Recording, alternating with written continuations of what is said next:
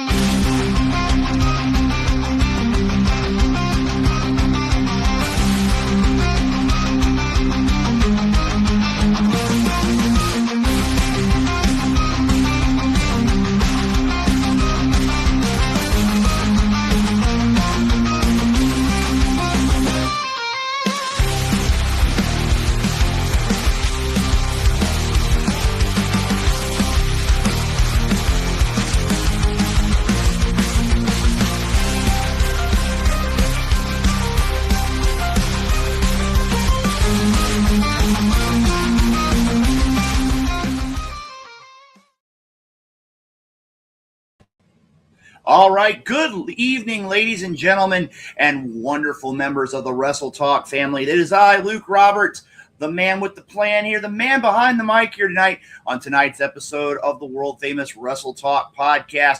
Again, if you want to have any conversation with the program, if you want to go ahead and share your comments, please make sure to go ahead, like us on all the social medias. Make sure to give us those stars so that we can be continuing to bring you the best in professional wrestling content each and every week here on the Wrestle Talk podcast. Now, tonight, ladies and gentlemen, we are going to have the one, the only, the Suplex Cyclone, the one, the only Curt Gannon, longtime member of the Wrestle Talk podcast family. And here tonight, we're going to be talking to him about all things in the world of professional wrestling.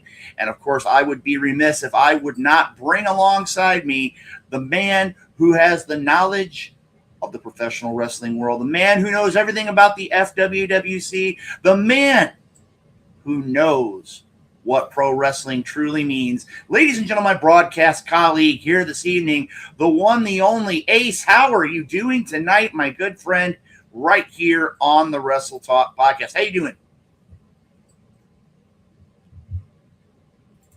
We're going to try this again. Ace. Now we're good. There we go. I got to ask I'm doing good, man. Like I said, it's been a great week here in the world of professional wrestling. A lot of things going on. Again, tonight we're going to be having NXT, and if anything major happens on NXT, don't worry about what's going on in the world of NXT, because we'll keep you up to date here as best we can as we're live here on the program.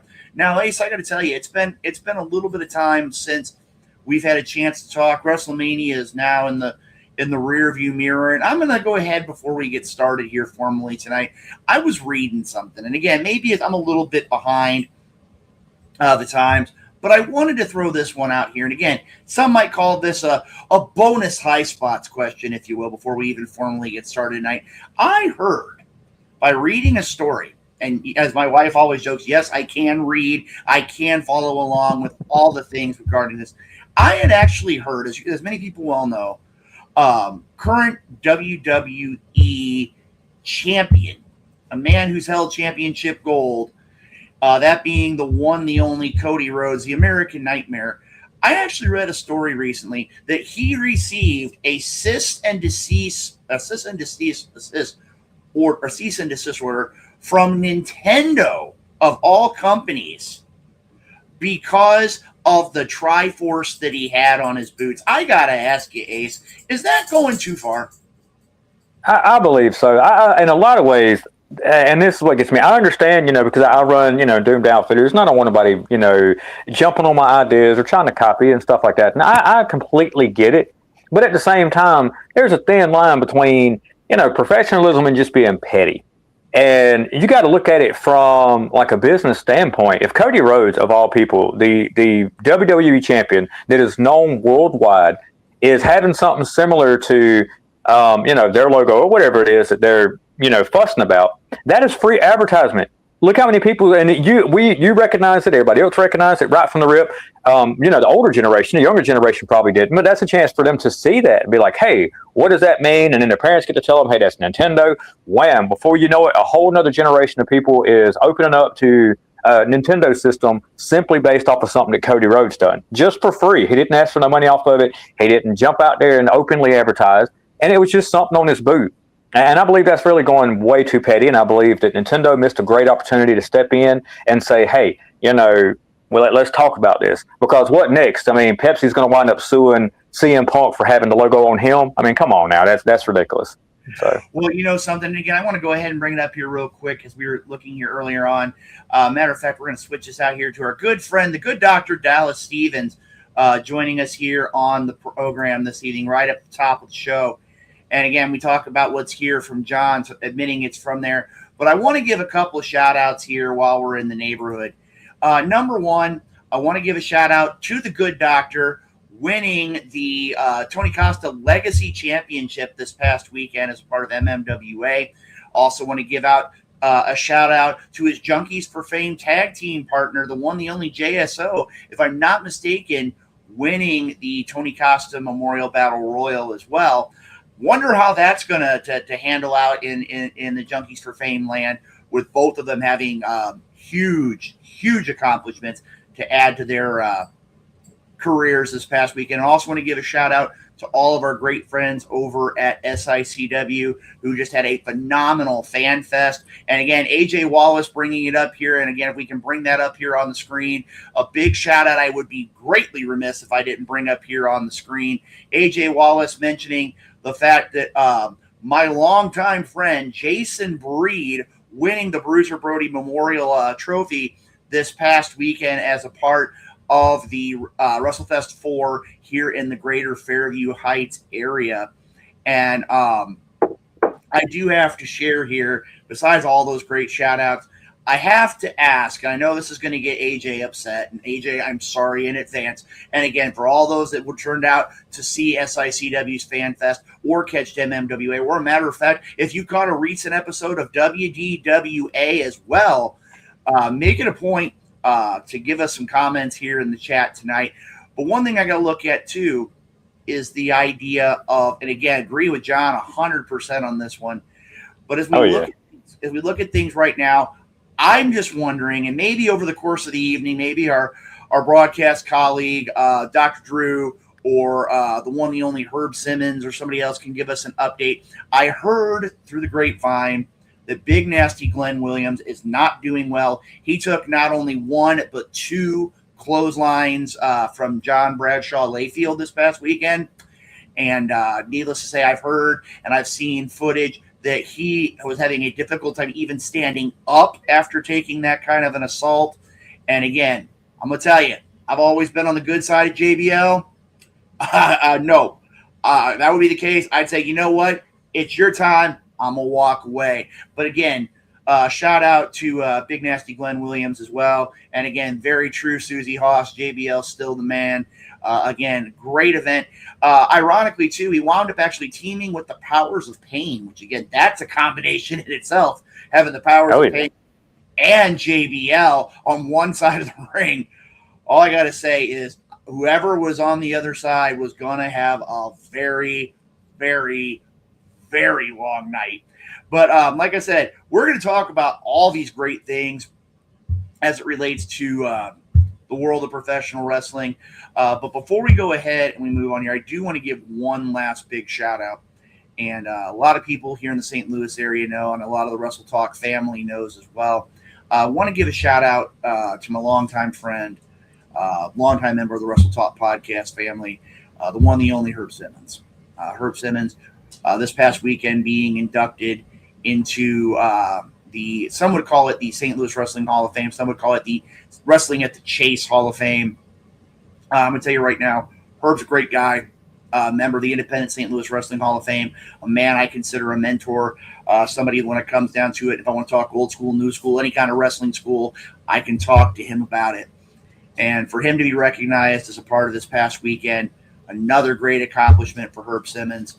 And again, Jason Oliver bringing it up here as well in the chat. And again, we're keeping on top of that, folks. Make sure to share us out to all your friends. Make sure to share your comments. Make sure to give us those stars and give us those shouts out, as well as liking and subscribing to us as well. Both these individuals making comments about Herb Simmons.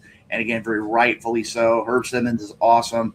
And I got to ask you right now, Jason, and we're going to talk about that here in a little bit. Hashtag WTP, hashtag Let's Talk Wrestling as well. Great catch there by our backstage crew, making sure we get things taken care of.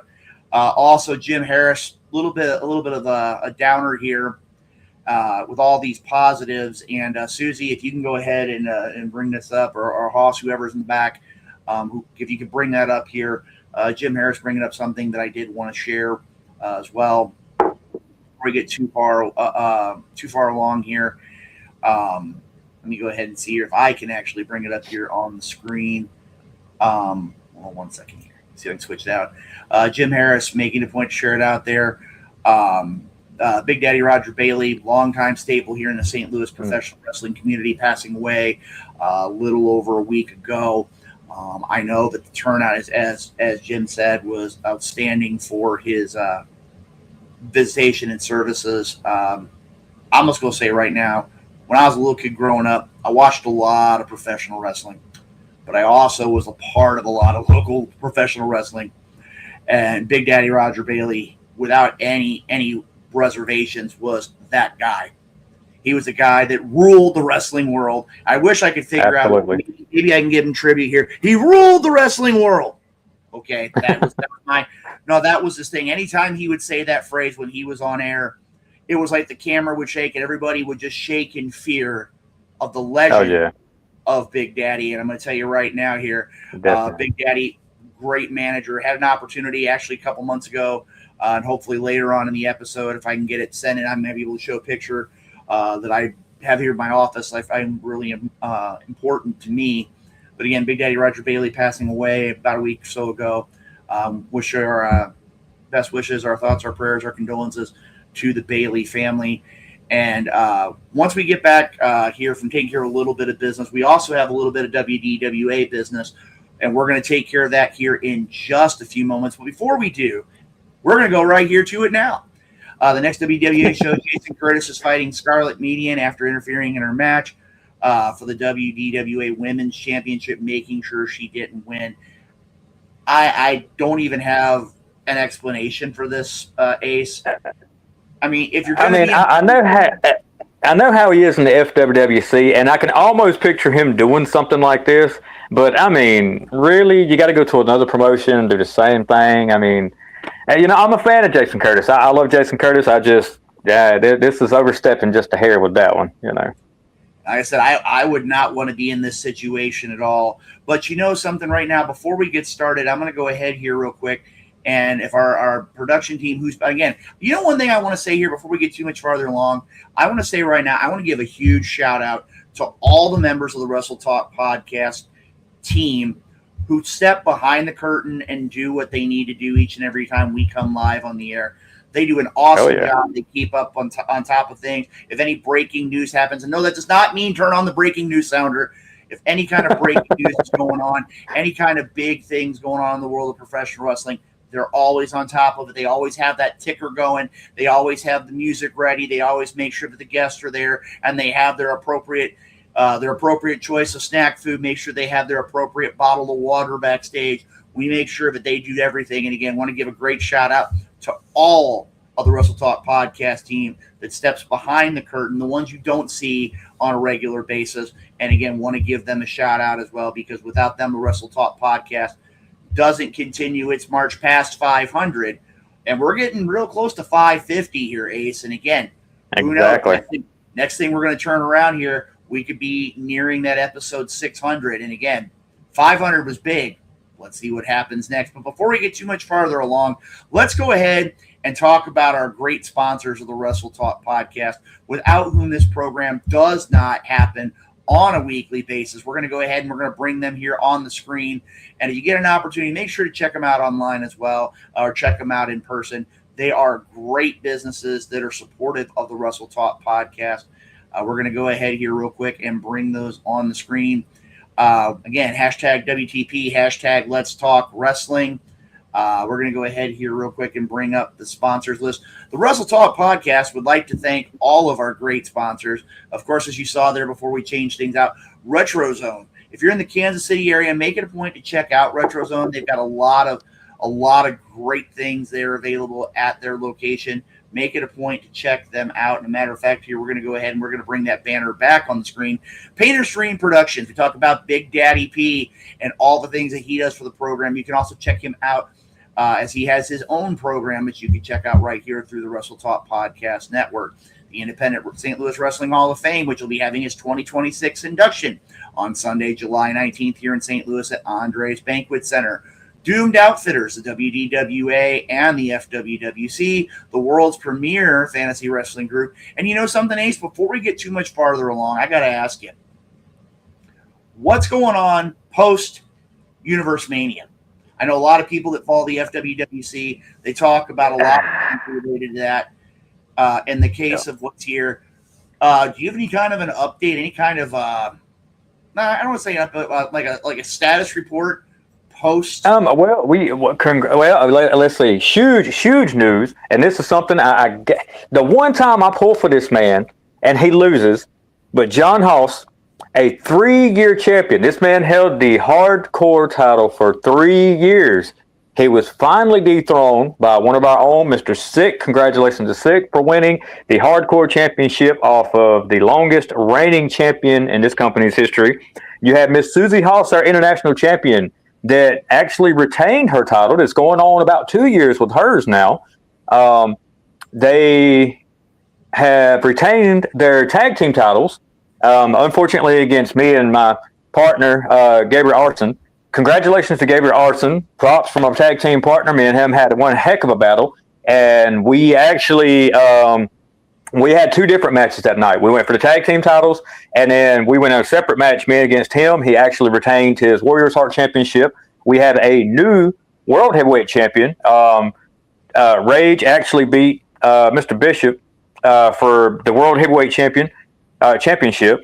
So, yeah, I mean, there was a lot that went on. We're kicking off this next season just in the greatest way. There's a lot more coming. We have a huge lineup coming up into the FED, which, if y'all know, this is our our production show. I guess you would compare it to like NXT. This is our our breeding grounds. This is how our stars get made before they step into the main roster. And we have a huge group that just stepped in. They're doing amazing. They had their memorial for one of our own that had just recently passed away, and that was a great match. Very emotional. Very just if you missed it, go back, read it, watch it. I mean, it was great. We got a big season coming up where our next event will be, I don't want to overstep and, announce it without, Dewan's approval, but I believe our next one will be at the end of this month or the next month, right here at the beginning. So I'll get with him. We'll have an update on as far as what the matches are, what it's going to be called and who's going for what, because I'm not giving up on a title. So y'all going to see me on the next podcast with some strap here. But yeah, so far that's what's going on at FWWC. I mean, it was history making. That was probably one of the best Wrestle Universe Manias that we've had. So, well, Ace, before we get to the next part of the show, you got to answer the question, man. What question here? It's right here. You just happy? Finally wrestle. You're finally happy. You can go for the. Yeah, so people that don't know. Hoss actually beat me about 3 years ago at Universe Mania for that hardcore title. I was the champ at the time. And part of the stipulation was that if he won, I could not go for that title as long as he held it. So for 3 whole years, I was tortured with the fact that I personally could have broke a record with that title. But no, he did it. I couldn't have thought of anybody better to do it outside of myself. But yeah, huge props to Hoss for having it as long as he did. And yeah, he's absolutely right. That's kind of piqued my interest now that he don't have it. I might step back in the running to try to get that belt back. Very true, very true. But you know something, Ace? We've talked a lot of stuff. We've talked 3 different promotions. We've talked the FWWC. We've talked all this stuff. But you know something? I think this is the first time that I can officially say that I get to throw a very important part of the Wrestle Talk podcast your way. Oh, Lord. You know what it is. You know what's coming. So yeah. to get tonight's event started, as the Night Owl says, to keep it sharp like a number 2 pencil, I want to go ahead and let you introduce something that we take care of each and every week to pay homage to all of people here in the greatest country in the world. So, Ace, that's right. be so kind. I'm going to go ahead and let you have the introduction of the next installment of the Wrestle Talk podcast and the next section of our show. There you go. All right, so ladies and gentlemen, to celebrate this great country, and especially somewhere where we can celebrate wrestling, we cannot have it without our national anthem. So hats off, head bowed, hand on the chest, and let's play some of this beautiful, beautiful music here. Oh, it's going to play. Uh-oh. Come on now.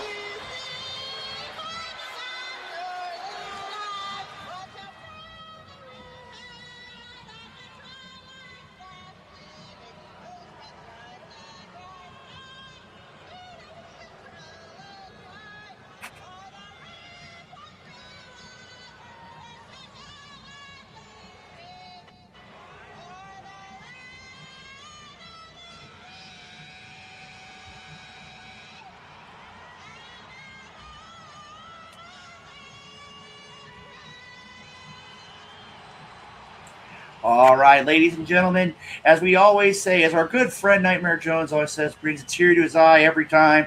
And again, Susie Haas having to recover. It's going to take her a while to recover from that, but you know something, again, we pay homage each and every episode to not only all the great people in the United States, but also pay homage to all of our men and women who defend our country so that we can have, as you said earlier on, Ace, have the opportunity to do what we do. Also want to give a shout out to all of our firemen, our firefighters, our police officers, our EMTs, all of our first responders who make it a point to keep everything on the level so that we can get things taken care of. And before we go on to the next spot, and you know, just to add to that, I'm sorry, I didn't mean to cut you off. To add to what you were saying, definitely, you know, with the first responders, huge shout out to any of our Georgia fans. We got to give our guys a huge round of applause for our first responders here.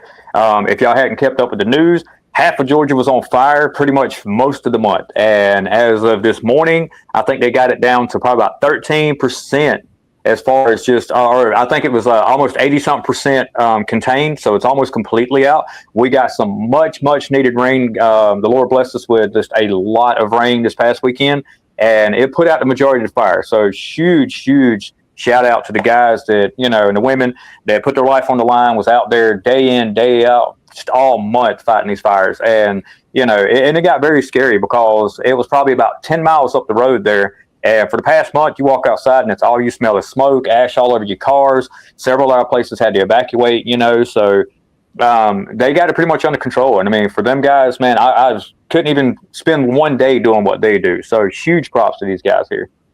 And as you can see right here on the screen as well, breaking news from the great folks at the FWWC on Friday night as part of the FWWC a fatal four-way match. Robert, James Maverick, Andy Omega, and Sergeant Levi Grant taking place this Friday night as a part of the FED. You know what?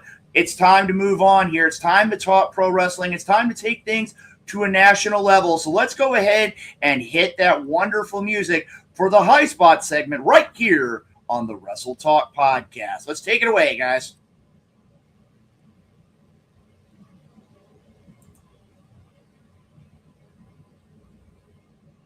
Yep. Where are we at? Way backstage? Somebody backstage get it? No, I think we're good here, but like I said, bear with us just a second here. I think we got it here. Mic check. There we go. Yeah. All right. Wrestle Talk Podcast. DJ Money. Yeah. Let's go. Welcome to High Spots, where we pop news like flare chops. We talk shop, coming through the screens of a laptop, and non-stop like a runner speakers of blacktop. We hit hard like chair shots and backdrops, like a clock flash, look like a belly flop. Now that's hard. We up to speed while they stay slow. Wrestle Talk Podcast, now they know we about to start the show.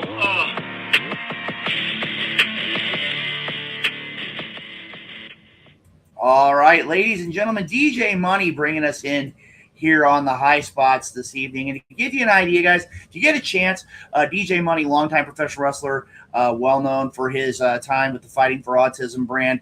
He's also an executive with Bryant Hill men's care products. Make it a point to check him online on Bryant Hill for more information. Again, a lot of great products. Also has some products that are endorsed by the one, the only, the big LG, Luke Gallows, among others.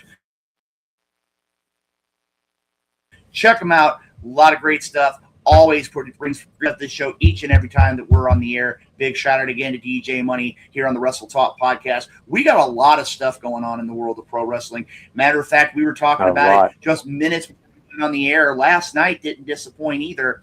So let's go ahead here real quick. Let's go ahead and hit the randomizer and pull our first question for tonight's High Spot segment.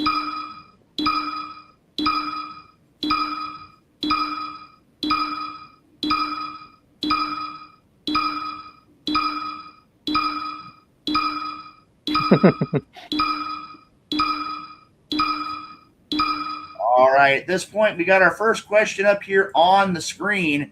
Did we see the last match for Asuka at Backlash? Now, I'm going to tell you right now, Ace, when I watched the match this past weekend, I thought we had seen it, and then my view changed. I think last night's Monday Night Raw, I think that kind of changed things.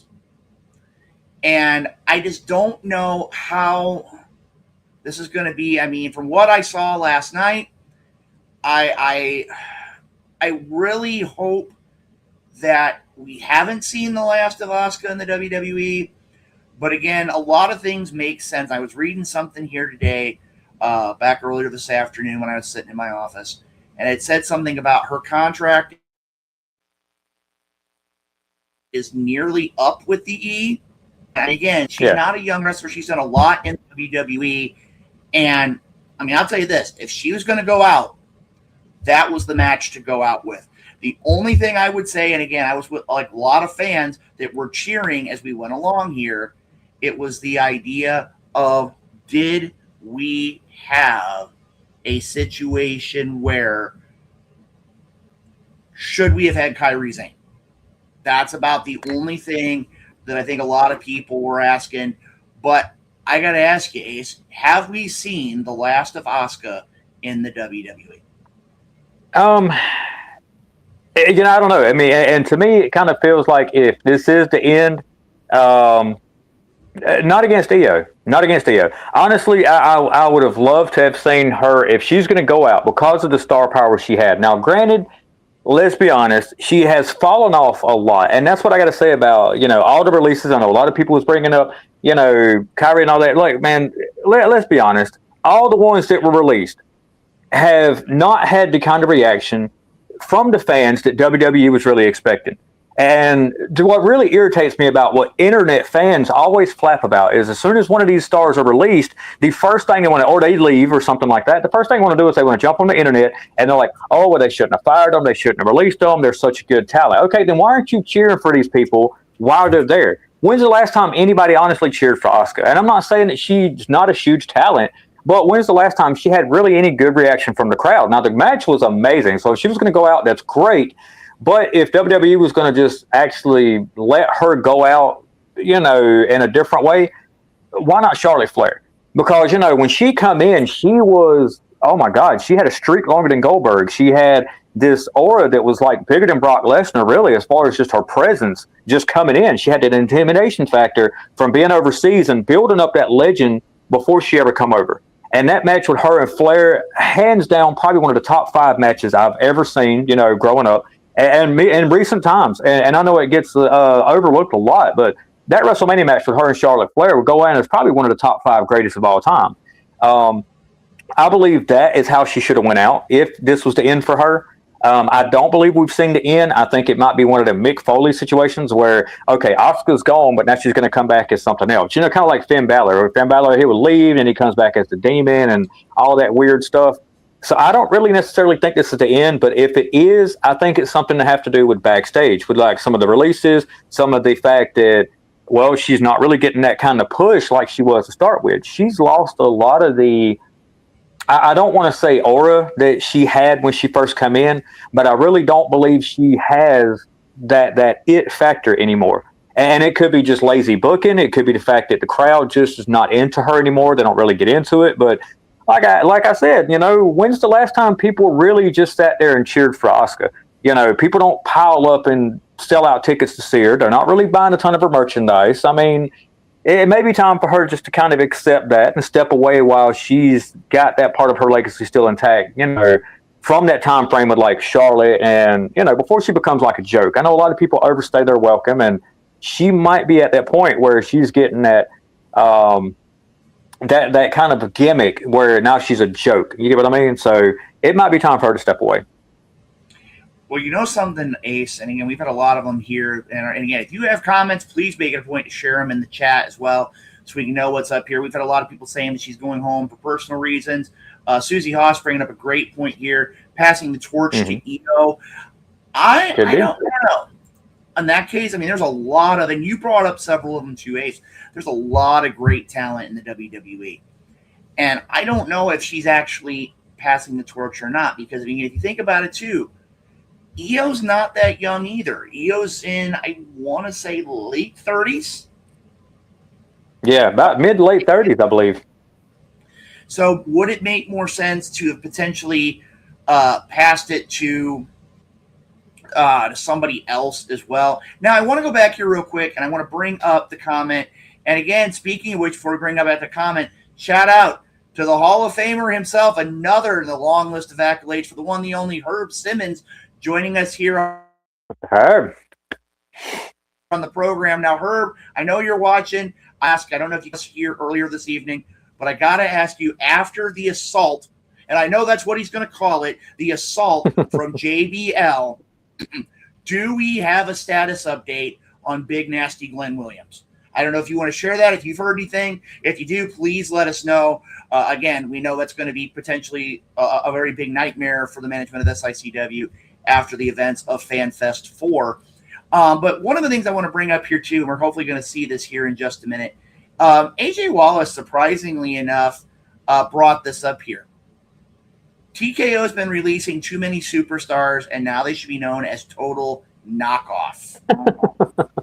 Nah, I don't really think they are, though. I don't think they're releasing too many stars, and everybody keeps bringing up Kieran Cross and all them and all these other stars, and Malachi, whatever his name was. Look, nobody cheered for these people. Take that whole list of people that they released, and not one dang time did they ever sell out no arenas. Not one time did anybody chant their names, even the Wyatt Six. Okay, think about it. They were good when they first come in, but that got old very quickly. They become really just where they had no reaction. When their music hit, the crowd didn't really react to them.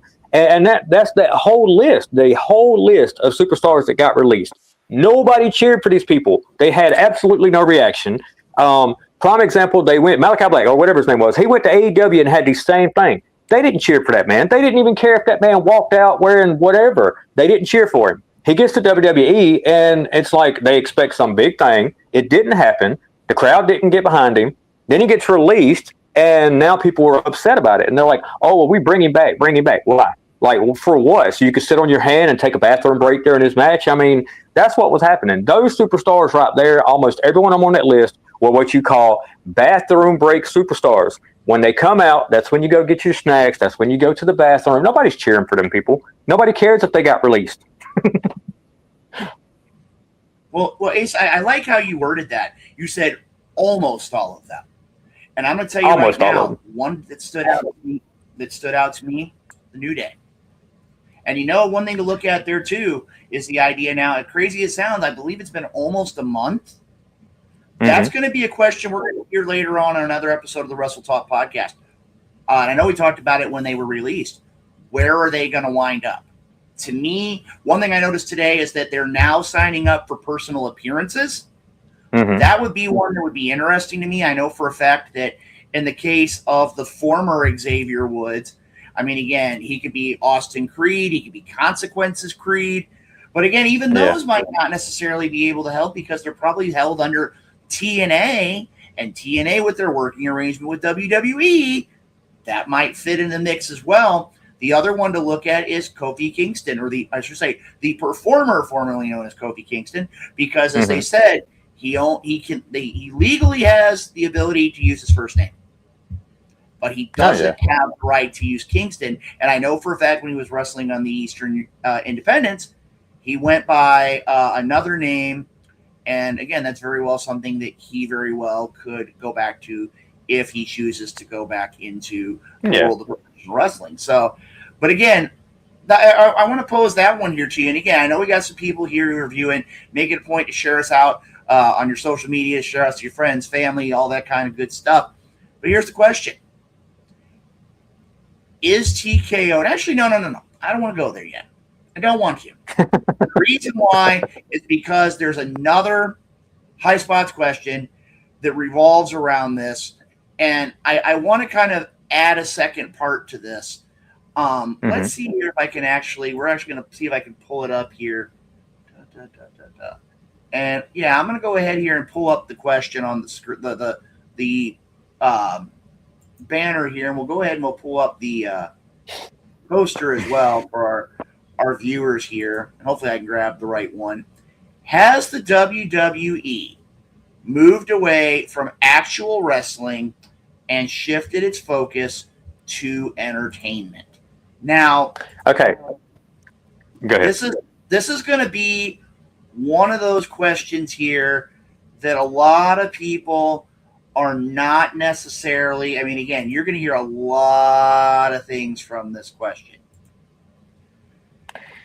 I want to go ahead and first address the High Spots question, Ace. Huh? Let's go ahead and address the first part of this. All right, so have they moved away from the entertainment or the wrestling and went into it? Okay, if they're just now asking this question, then you have not been watching wrestling your whole life. I mean, let's be honest. If you watched any of the documentaries about wrestling, if you watched any documentaries about the World Heavyweight title and the beginning of wrestling over here in America, they got away from the actual wrestling back in like the 20s, okay? When they had matches that lasted 2-3 hours, 4 or 5 hours, and fans would have to get up and leave and come back because two guys were literally going at it for hours at a time. The wrestling part of it died out back in the 20s, people. So yes, it has been entertainment. It was entertainment back with Freddie Blassie. It was entertainment with the Nature Boy, the original Nature Boy. All these guys. Okay, so Hulk Hogan. Okay, anytime. Was Hulk Hogan ever a wrestler? And this is all the way from the 70s, 80s, 90s, all the way up until now. If you're just now asking this question, you have not been paying attention. Wrestling has always been about entertainment. And that's why it started getting into entertainment, is because of the fact that nobody wants to sit there hours and hours and hours at a time. Yes, I want to get back into more of the matches. I want to see longer matches. I want to see more storyline. We're involved with the match itself as far as the physical part. I would love to bring that back. But at the same time, you got to think of the generation now are so ADHD, you got to keep their attention. They're not going to sit there and watch match after match after match after match without some kind of entertainment. Everything revolves around celebrities, and I cannot stand the fact that people's complaining about the celebrities. Okay, celebrities have always been a part of wrestling, okay? And to complain about a celebrity coming on to a wrestling event is just as stupid as saying, oh, well, this wrestler can't make an appearance as an actor in a movie. It's all scripted, people. I'm not going to say fake, but it's all scripted. It is entertainment. So these are entertainment, whether they're athletes, whether they're singers, rappers, because rappers aren't really singers, whatever it is, these people are entertainers. So it has always been entertainment. And I think the question should be, has it gone too far away from storytelling in the ring and not, more into, like, I guess kind of a concert? You know what I'm saying? Because even Joe Hammerly now, he's coming out singing and doing all this nonsense. Okay, I loved it when he really didn't talk and he just popped up and wrestled. And he's a great talent, and I really think they're wasting him at the time. But I think if they're worried about the entertainment factor of it, they don't need to be watching it. That's just my opinion. Well, you know something, Hayes? I'm going to agree and disagree here. Mhm. When you go back and you look at the title of all these companies, you look at World Wrestling Entertainment, All Elite Wrestling, Major League Wrestling, New Japan Pro Wrestling. You look at Total Nonstop Action Wrestling. You look at all of these different promotions. What do all those things have in common? The term wrestling.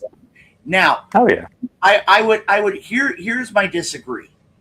To me, if you go back and you look at the matches, even into the 60s and 70s, when you had wrestlers going in there and competing inside the squared circle, and you had wrestlers that were going for 25, 30, 40 minutes. I remember hearing stories as a little kid about the likes of wrestlers like Bobo Brazil, of Rufus R. Jones, of Sailor Art Thomas, of Edward Carpentier, of Antonino Rocca, and other Nature Boy Buddy Rogers, and that could go out there and you would have a 30, 45-minute match, and it would keep people's attention. Now, I fast forward to the 80s and the rock and wrestling era. And I think that when it comes down to it, did it move professional wrestling to the next level? Yes, it did. But now it's to a point where, as you said, it's now gotten to a point where people are not staying focused on things for more than a handful of minutes before they're going to decide to turn the channel. And it's not just the WWE. And I go back to something that AJ Wallace said a few minutes ago. The idea that when you look at a program and you're now seeing that it's not just there, you're seeing things like that in an AEW. You're seeing things like that. And I'm just going to tell you right now, one that gets in my craw a little bit is in TNA Wrestling. Yes. And the idea was the idea of why did we need 6, 7, 8 weeks of vignettes to bring back the bunny? Right. That didn't make any sense to me. Well, no. That could have been done. There's your contemporary storytelling. I get it. But did we need that long of a time to bring something forward? And I mean, again, last night, great idea. And again, while the whole TKO thing, that's going to lead to the second part of this, is not in the question. But last night, and one I like in here as an example, and I'm actually going to bring two of them up here. One was the situation between Finn Balor, JD McDonough, and Dominic Mysterio. Yep. You had the issues that are still going on between Finn and JD. You had Dominic that was there, and I actually went and I looked at it online today. If I'm not mistaken, 41 seconds. 41 seconds, if you look at YouTube, to get the attack taken care of, get Finn Balor to say his couple lines, to get the point across, and to get Dominic Mysterio out to the ring all by himself. Yeah. Can it be done? Yes. Another prime example last night was the end of Monday Night Raw, when Jacob Fatu, for, what was it, 2 minutes, one of the Usos is saying, make sure you think about this. Don't just jump into it. And before he hits the curtain, he leaves an Uso laying. By the time he gets to the ramp lay, he leaves the other Uso laying. So by the time you get to the ring with no real words being said, other than by the Usos, you knew what the message was. Oh, yeah. And those are very much the things that show that there's still hope for the idea of wrestling. And exactly. I mean, that's where you're at. Now, the question I pose to you is this. It kind of goes back to what was there. Is TKO stepping in too much? Because we hear lots of things going on about how they're cutting talent, they're cutting costs, they're cutting all these things. But, and I'm going to make it a point here later on in the show to look it up here. And again, just give you an idea. I've got my cellular device right here. So I'm going to go ahead and see if I can possibly pull it up during the show. But if I'm not mistaken, when they released first quarter figures, TKO made an obscene amount of money. I think TKO was somewhere in the neighborhood as a entity. I want to say was somewhere near. I want to say it was near $1 billion in the first quarter. The WWE revenue was nearing $500 million. Mm-hmm. Now, that's one of the things you got to look at. If you're making that kind of money, that concerns me about the people that you're letting go. But here's the thing to look at. You got WWE, you got NXT that feeds into it. What do you have to feed into NXT? You've got Evolve. What do you have feeding also into NXT? You've got TNA, while it's a separate entity, has a great working arrangement. It's going to become to a point where there are so many different little farm systems within the WWE. It's going to go away from the territorial aspect of professional wrestling, and it's going to go more to like the major leagues of professional baseball. And exactly. Again, you can only have so many when there's one product. And again, once they get to a point, and you look at it this way too. Look at this. You take Stax, a man who's very well known on this program, a good friend of the one, the only Big Daddy P. His deal got kind of stagnant in NXT. So what do? They sent him to TNA. Yep. And now he's got a new little thing he's going along with Ariana Grace. Yeah. You've got Joe Hendry, who's making the transition up to NXT. And again, when you look at it, TNA has got a lot of people who've been in the WWE. A lot of people that give that insight. There's a lot of room for everybody. But to me, I think it's one of those TKO just looks at the WWE and sees so many people on the payroll that they want to cut the payroll and they want to still deliver the same product. And I wonder, when is this going to happen? I don't think so. I think their thought is going to make it go this way. I think another thing you really got to look at, though, is the talent that they kept, too. They're top stars. And everybody knows it. I'm a very outspoken CM Punk hater. I cannot stand him. I don't like the fact that they come back. You have no idea, and we know it. We all know that man is backstage sucking whatever is dangling so he can get a bigger contract. There's no telling what they're paying that man to do absolutely nothing and bore the crap out of us. You got people like Roman Reigns that is a part-timer that is probably making more money than anybody there. Cody Rhodes, you know that man's making bank. So you have all these stars that are top guys that are probably, and like I said, CM Punk is known as a little diva backstage. You know that man is back there demanding money all the time. They're bringing back all these other stars. I'm wondering how much they had to pay Paige to come back. I wonder how much they had to pay AJ Lee to come back and bore the crap out of us. Now, and I was a fan of hers back then, so I'm not really hating on her too much. But she really didn't do a whole lot. So I really don't. You got to look at who all they're trying to bring back. The Bellas. Okay, let's be honest. The Bellas are little brats too, so they're backstage demanding huge contracts, even though they're worthless. So I believe that in order to pay these nobodies the money that they want or they demand to try to keep them out there and keep merchandise sales, because unfortunately people buy their crap, you're going to have to make pay cuts. And when it comes to who the people are demanding on to see on TV compared to the people that, once again, I brought up earlier, nobody really cares about. From a business standpoint, you got to kind of cut your losses. I mean, if you've given these people so much, and like even with TKO, if you look at it from a business deal, if you are losing money or you're just not making money off these superstars compared to other superstars, why not let them go? Why not cut them loose? And whether it pisses off the fans or not, from a business standpoint, let them go and let them move on to something else that's going to make their career something somewhere else. They can make somebody else some money. But as of now, if they're not bringing in profit for TKO and WWE, why keep them around? And so I don't agree. I don't think the TKO is stepping in too much. You also got to look at the fact that Oh man, I had it right here on top of my head. Another way of looking at the question would be, is even going back to the original part of the question about the entertainment part. What is considered like the entertainment now, and what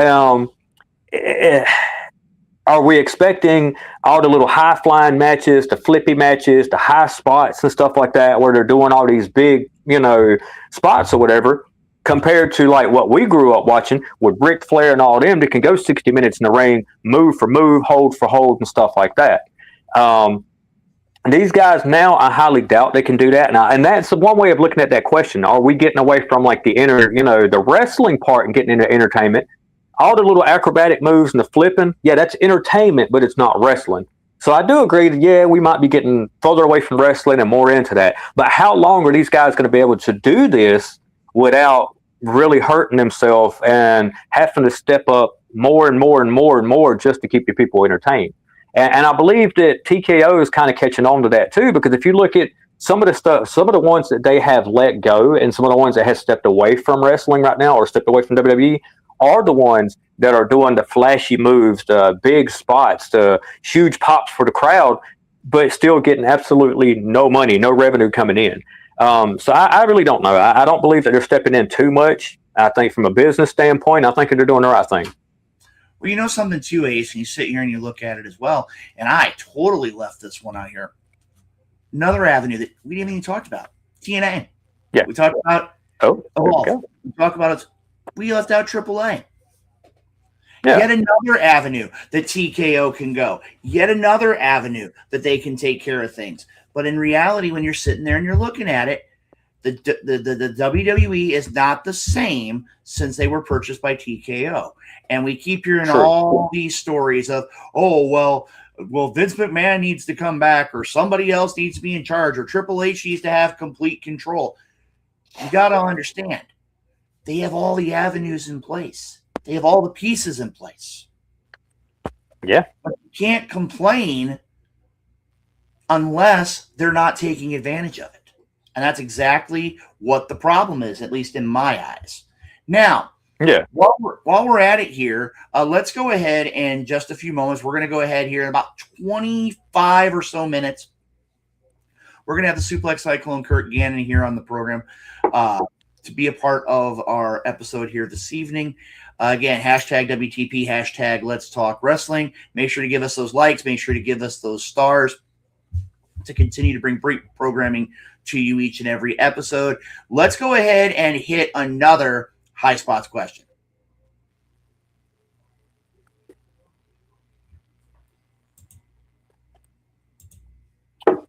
Oh, where are we at here? There we go. We're going strong. Let's see what our next question is going to be as a part of the High Spots. You know, this is like the biggest part. Ooh. Oh, there we go.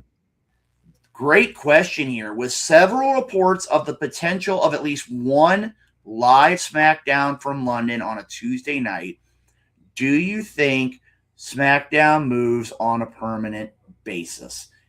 I'm gonna tell you real quick, and you're gonna find this quite interesting, Ace. No. And here's why. I look at it from a perspective of they're running a rare time when they're going to be in the UK.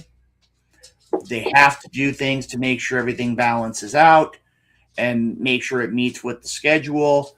To me, I look at it from a perspective of no, this is not, it's going to be a one-time only deal. I don't foresee this happening. I just can't fathom if they move. I think it would be another thing in a wrong direction. I agree with that one, honestly, because, you have Monday Night Raw and then turn right back around and then you're going to have SmackDown the next night. That's a bad move. Then you turn right back around and you have TNA, or not TNA, but NXT, and then, of course, TNA and all that, too. Even AAA. I don't really believe it's going to be a good move. I think a lot of people is going to see it as them trying to step on AEW way too much. And they're already at a point where okay, let's be honest. AEW is really not in competition with them. I mean, and that's not a bad thing. It's just it gives all the stars a different place to go to get their footing. Gives them a chance to get exposure. Gives them a chance to really get their foot in the door to getting back into WWE. But I believe that would be a really kind of petty move in a way. Petty move just to do that, because of the fact that TNA runs a lot of their stuff, or I keep saying TNA. AEW runs a lot of stuff on Tuesdays too, and I know it is more of you got to give other people a chance, and they don't need it. They really don't need the competition. They don't need to move it to Tuesday nights. I believe that they're going to lose a lot of viewership if they do, for the simple fact that you literally have Raw on Monday. Let's just leave it alone. Let it go on like it's been doing on Fridays, and then you're good. You start the week with wrestling, you end the week with wrestling, you have that show in the middle of the week, and then you have all the little side shows kind of off to the side on like Tuesdays, Wednesdays, Thursdays, stuff like that. I think it'd be a really, really stupid move to put it on Tuesdays. Well, Ace, you brought up a great point too. Let's look at this from a perspective here. Monday night, Raw on Netflix. Tuesday night, if I'm not mistaken, NXT, I believe, is on the CW. Yeah. Then you've got Wednesday. I believe it's still night. CW. Yeah. Wednesday, you've got AEW. Thursday, you've got TNA on AMC. And then Friday, you've got SmackDown. If you move it anywhere else, it's going to damage something. If you move it to Tuesday, you're going to fight against NXT, which a lot of people right now are saying that NXT is already in a tough spot now because of all the people that got brought up post WrestleMania. But a lot of people very well are going to start seeing this new talent develop. If you go Wednesday, we've seen what's happened on Wednesdays. We've seen what's there, and I don't think that's a good move for them. If you go Thursday, then you're running a direct competition against a company that you've got a working arrangement with. Exactly. If you try to move them to a Saturday night SmackDown, you're running against, for those that go online and watch AAA, watch Lucha Libre. Right now, they're set in a situation, there's nowhere for them to go.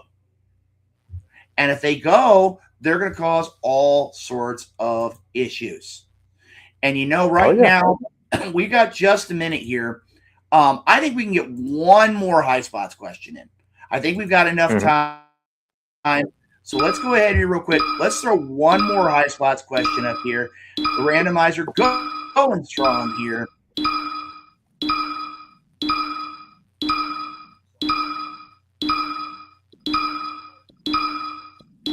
Ooh, another great question here from the randomizer. Dark Side of the Ring is going to broadcast a 7th season. Is this program something that is still interesting to wrestling fans? This is a very interesting question. And I'm going to tell you right now, Ace, I'm going to go to you. Yes and no. I love it. I really do. But it also kind of contradicts a lot of the stories that the stars are telling too. They will tell one story in one documentary, and then on Dark Side of the Ring, they tell a different story. So at this point, it's really hard, even with the Dark Side of the Ring, it's kind of hard to believe anything that it says. It's hard to believe any of the documentaries they make. Dark Side of the Ring had one story about Hulk Hogan and all that nonsense he's going through, and all of a sudden, Netflix had this whole documentary or whatever it aired on about Hogan and told a different side of the story. And I don't know. I believe that... I believe it's almost scripted in a way. I believe that they're paid to say what people want them to say because of the rumors that has been told for so long. And I don't know. I mean, it's hard to believe. It's really hard to take it seriously anymore. It's almost like they're addressing all the rumors, but telling the exact same stories. They're not telling anything different than what we've already heard from every other documentary. Even the one when they covered with Chris Benoit. I mean, yeah, they got into a lot of depth with that, but I mean, the wrestlers and the people they interviewed said the exact same thing on 50 other shows. So is it relevant at this point? Probably not. I mean, it's really not.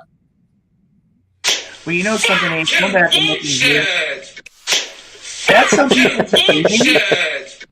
I can tell you what's there, but let's look at some of the names. I'm going to take this out here because this was supposedly in a press release, and I'm going to make it a point here to see if I can actually get a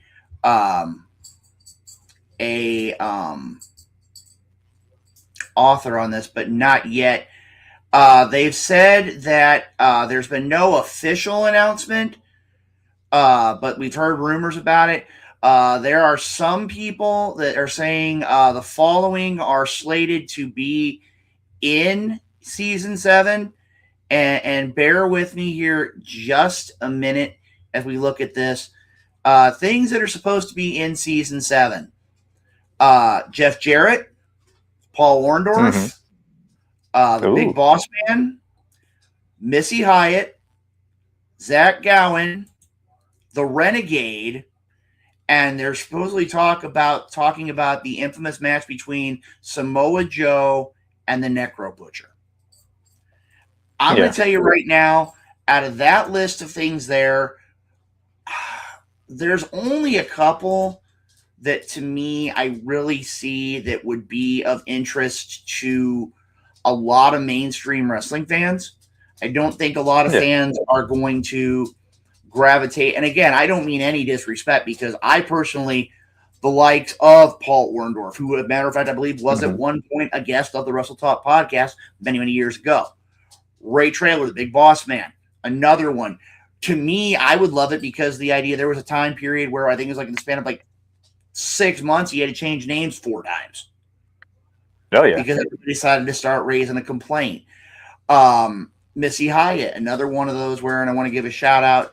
I know for a fact that Missy Hyatt's still out and about traveling and being a part of events. And again, shout out to her. Had an opportunity to meet her on one occasion at an event, hoping I can get a chance to meet her again soon. But I mean, again, there's a lot of them that are in there that I don't know if fans today are going to follow. And I mean, again, it's great for those that are diehard fans of professional wrestling. But to me, I think that if we didn't have, if this was the last season, it's had a good run. There's been a lot of great stories that have been told. But I mean, again, one that I would love to come back to would be the idea of, and again, it wasn't that series, but the Tales from the Territories. When we talk about definitely in Memphis, those were great. I love those. And again, I love Dark Side of the Ring as well, but I think maybe it's time we got to look at a little more things that are going to provide a little bit of difference. As a matter of fact, talk about something that makes things different. Let's go ahead here, and I'm going to kind of break something out here. I know we've done this here on the Wrestle Talk podcast for a good amount of time, and I think it's time because I know you're feeling it, I'm feeling it. I know the Wrestle Talk podcast is feeling it. Should there be a darker side of the ring? I don't know about that, AJ. Saw that here in the chat. But you know what? I think it's time to bring back and to bring forward here as we get near our interview with Curt Gannon here in just a few moments. We got to meet schedule to be on here in about 20 minutes. What we're going to do here real quick is let's go ahead and bring forth, let's get all of our frustrations out. Let's get all that negative energy out before we get to the Curt Gannon interview. So let's go ahead and bring up a staple here at the Wrestle Talk podcast, the one, the only, the shoot and shout segment right here on the Wrestle Talk podcast. Let's go ahead and hit that music. It's just one of those days when you don't want to wake up. Everything is fun, everybody sucks. You don't really know why, but you want to justify ripping someone's head off. No human contact, and if you interact, your life is on contract. Your best bet's to stay away, motherfucker. It's just one of those days. It's all about the he says, she says bullshit. I think you better quit letting it slip, or you'll be leaving with a fat lip. It's all about the he says, she says bullshit. You better quit talking that shit. All right. You know that, I mean, again, there's a lot of negative energy right now, but that's one of the really, you can't help but kind of get a smile on your face when you talk about this. I'm going to go ahead, if you're okay with it, Ace, I'm going to go ahead and start off here. And I got something that's been on my mind, it's been on my heart the last couple days. And one thing I've always learned from Big Daddy P, it's kind of speak from the heart. There's been a lot of things that have been going on in my life lately. I know you and I have talked about it, Ace. I know I've talked with Night Owl. I've talked with Arsene. I've talked with John Hardcore Haas. I've talked with Susie Haas about it. We've talked with Big Daddy P. You know, one of the things I look at today is simple. A lot of people don't look at life as he said, as a present, as the present. And there are a lot of things that can change just like that. I've had a lot of that to experience in 2025 and 2026. But one of the things it's hard to do is just the idea of things are going to get better. That's why we have friends. That's why we have family. That's why we have people that we can depend on. And I know for a fact there's been a lot of things going on. There's hustle and bustle. Everybody has their own thing to do. But it just aggravates me that people, it's just, to me, we need to make sure that we take that second to really reflect on what's going on. Because we don't know what happens from minute to minute, day to day, month to month, year to year. And again, it just comes down to it. A lot of people just want to fly by. And I'm one of those where let me do what I need to do. Each day is what I need to take for me. And again, to give you an idea, and I've talked with several of the viewers here, I'm looking at things that this summer is a lot of great things going on. There's the Independent St. Louis Wrestling Hall of Fame. There's the Tragos Thez Hall of Fame. There's Cauliflower Alley Club reunion. There's all sorts of great local independent wrestling action. Take a minute and take it all in. Because we've only got so much time. Take in what you got. And don't, like I said, just don't fly through things. Make your mark. Ace, I'm going to throw it to you as a little bit more of a snippet of truth, if you would. I don't want to take from Big Daddy P, but that's kind of on my mind the last few days. Yeah. Mine's kind of, and I'm not going to step on Big Daddy P here, but, and it's going to sound a little preachy, but be appreciative of what God gives you in the moment. And when you pray for something and you're blessed with something, enjoy that blessing, but don't take it for granted. And don't turn to God just when you need him or you catch yourself in a bad situation. You know what I mean? Like if you're, and one phrase, and I hate it, and I'll go ahead and give an example. I work with, an apartment complex, real estate, stuff like that. And anytime we've ever had to evict anybody, anytime we've ever had to give somebody a write-up or any kind of legal action against them, the first thing you hear out of their mouth when you're sitting in a courtroom is they're sitting over there, oh, well, God take care of his own. God got me. God got me. Okay, God had you when he gave you an apartment. God had you when he gave you something affordable that nowhere else in town was able to give you. God had you when he blessed you with a neighborhood that tried to protect you and employees that tried to stop you from getting evicted from the start. And then you want to break rules. You don't want to listen. You want to be a horrible person, a horrible tenant. And you don't even really look at what you have as a blessing. You look at it as just, and you find out later on that you're stealing from the government. You're a very shady person. And then you turn around when you get evicted and you're caught up in this situation now that you were blessed with to begin with, and you took advantage of it and you ruined it. You get to court and you hear you off to the side with your little nitpicky buddies talking about something. God take care of his own. He got me. He had you from the start, you moron, but you took advantage of it. And that's the only time when you get caught now, you get yourself in a stupid situation. That's when you turn to God. That's when you say, oh, God got me. Seriously, that's not how that works, people. And I know it sounds really preachy. I know it sounds really mean and harsh to tell people, but wake up. God blesses you with stuff every single day. And if you don't appreciate it from the start and you get it taken from you, then you deserve it to be taken. That's not he's not going to turn around and let you ruin what he gives you and you not have to face the consequences. I mean, that's not how that works. It's almost like you're just more sorry that you got caught than you was for doing it to begin with. So people take it for what it is. God has blessed you with a great opportunity to be where you're at, to live where you're at, to have food in your mouth, to have a vehicle, and to just live life. And if you take advantage of that and you really screw that up and you have to face the consequences, that is not the time to turn to God and say, oh, well, you know what? God's got me. He's going to protect me. Stupid. You already ruined that. So anyway, that's my thoughts on it. That's my, little rave here. So back to you. Look at things going forward is the idea that the Wrestle Talk podcast allows us the opportunity to come on the air and talk about things that are on our mind, talk about what's going on. And again, we want to say above all else, we're thankful not only for everything that we get to experience, but it's also because of great viewers like the Wrestle Talk podcast fam. When we talk with the fam, we have the opportunity here, and you look at a lot of the sponsors like Retro Zone, Light Painters Dream Productions, the Independent St. Louis Wrestling Hall of Fame, WDWA, Doomed Outfitters, the FWWC. All these great individuals have had the opportunity to help us along with the Wrestle Talk podcast family. And I mean, again, all these great sponsors, Retro Zone is another one. When you look at these sponsors that are helping us continue the journey of bringing professional wrestling information, news, interviews, analysis, all those things that we have for the Wrestle Talk podcast. Again, look at these sponsors real quick.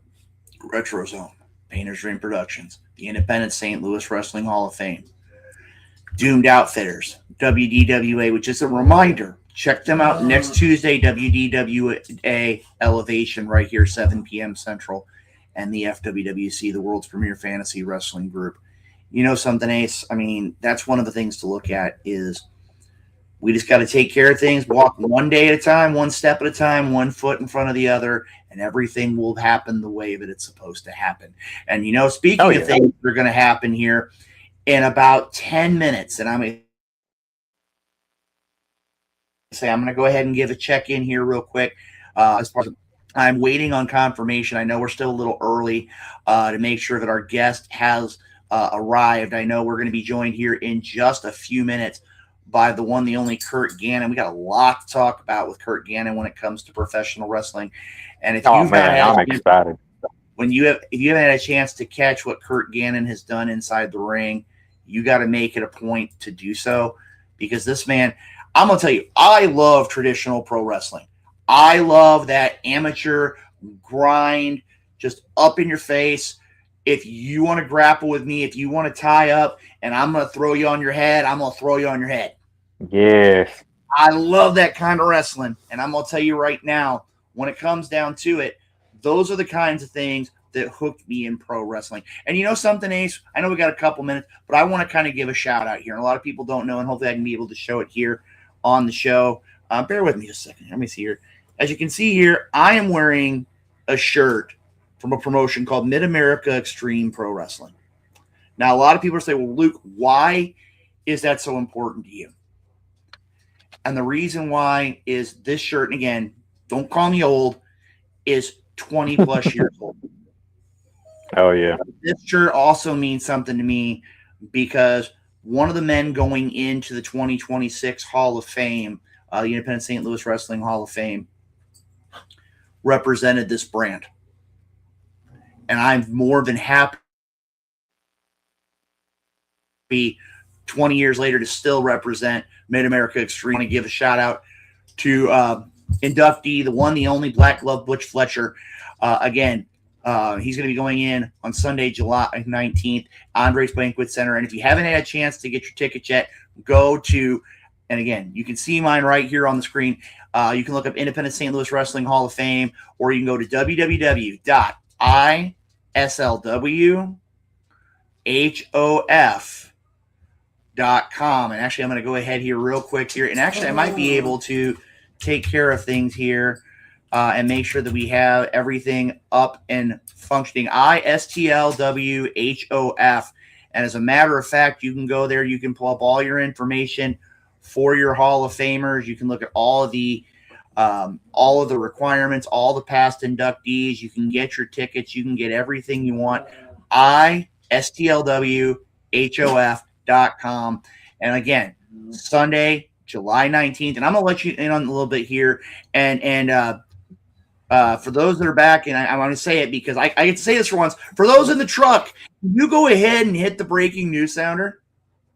Can we please? I got something I want to share. I can't go into huge detail, but I do have something that I can share. So let's go ahead and hit the breaking news sounder here real quick. We got Curt Gannon going to be here in just a couple minutes. Let's see here if we can hit the sounder. They're scrambling. No warning. All right. Now we're good. For those that are watching here on the program tonight, I want to let you know that it is our sincere goal, and this is one of those that people don't know. I'm kind of pulling the curtain back a little bit. That's okay. During our next episode, the Wrestle Talk podcast has traditionally been a podcast that's all about professional wrestling, local, national, and international levels. Last year we had, and for the past several years, we've had the opportunity to look at the Independent St. Louis Wrestling Hall of Fame and look at the inductees and see the people from there and from the Midwest Independent Wrestling Hall of Fame. Right now there is a project. As we have here, and again, Dr. Dallas, I'll come back to you here in a second. I'm not trying to take any of your moment, any of your spotlight. I'm going to tell you right now,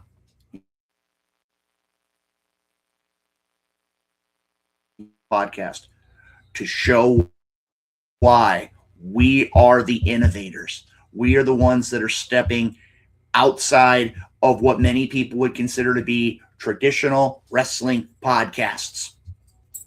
We have something. And again, it's just a matter of sitting down, dotting the I's, crossing the T's, making sure that we get all of the information finalized. It is my sincere goal in 2 weeks' time, right here on this program, and I'm even going to level with people.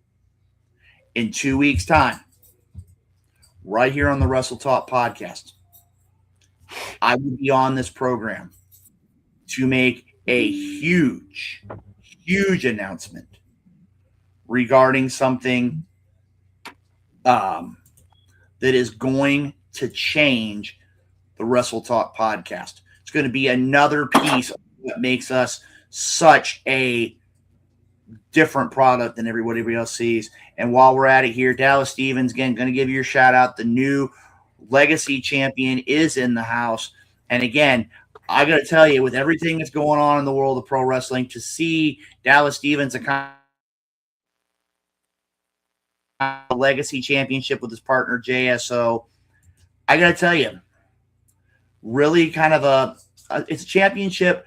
I knew that he was destined for greatness, but now he's getting that opportunity to take care of what he needs to. And now that he is the Legacy champion, we're going to see big things from him. And again, a great time was had this past weekend. Now, you know full well we're going to be joined here in just a few minutes by Curt Gannon.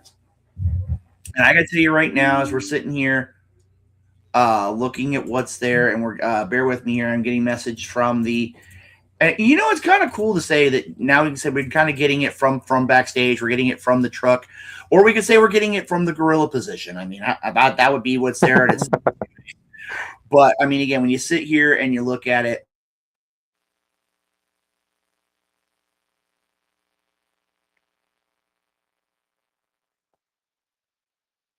Yeah, audio, I think, went out there. Uh-oh. Did he freeze up?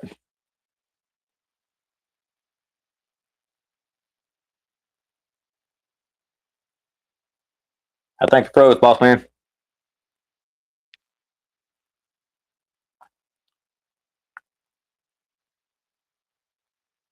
Oh, well. Maybe he'll come back on. Well, like he was saying, we got Curt Gannon coming on here in just a few minutes. Hey, we're good now. I don't know what happened. It's one of those. And no, AJ, it's not Richard Douglas. We're not going to go there. But again, we're going to have a lot of great questions for Curt Gannon. Now, Ace, I'm going to tell you right now, and I just want to. We talked about it here in the high spot segment. Let's talk about Raw last night and talk about that ending. What were your thoughts from it? I actually didn't watch it live. I had I'm on call 24/7, and it seems like just when I try to get good into it, I get some of the dumbest maintenance calls. I didn't get a chance to watch the end until this morning. I don't know. I mean, to me, it kind of seems maybe just a little too late to push Jacob Fatu like they're doing him as far as this unstoppable deal. I don't know. I mean, maybe a year or so ago, this would have been more believable, but after so long, it's just kind of desperate. I mean, he just got beat by Roman Reigns pretty straight up. I mean, I don't know. I don't really see the point in trying to continue it. My opinion about the whole bloodline situation is stupid anyway. I mean, Roman Reigns is right back to doing the whole acknowledge me nonsense, which is I thought was stupid from the start. And now you got his whole family back to breaking up who's bloodline, who's this, who's that, who's the tribal chief. How many times are they going to play this story out, and how long are they going to drag this out before it's just even more pathetic than it was 2-3 years ago when it was already getting old? You know what I mean? I don't know. Good ending though. I love the fact anytime you can see Roman Reigns just get his head bashed in, that's great. But yeah, I mean, come on, man. I think at this point they're just beating a dead horse with the whole that whole family bloodline nonsense. They're just beating a dead horse. I mean, time to move on away from it. Move to something else. Well, you know something here, Ace. I'm gonna kind of agree to disagree with you. To me, it's one of those where one of the things that you can't discredit is family. And I really kind of take to heart what's been said lately. Family fights. Brothers fight. Oh, yeah. I'll level straight up with you. For first half of my pro wrestling career, I fought with my own family. I'm not even going to remotely. I don't. Eventually, a day will come when everything comes back full circle, and I mean, with all.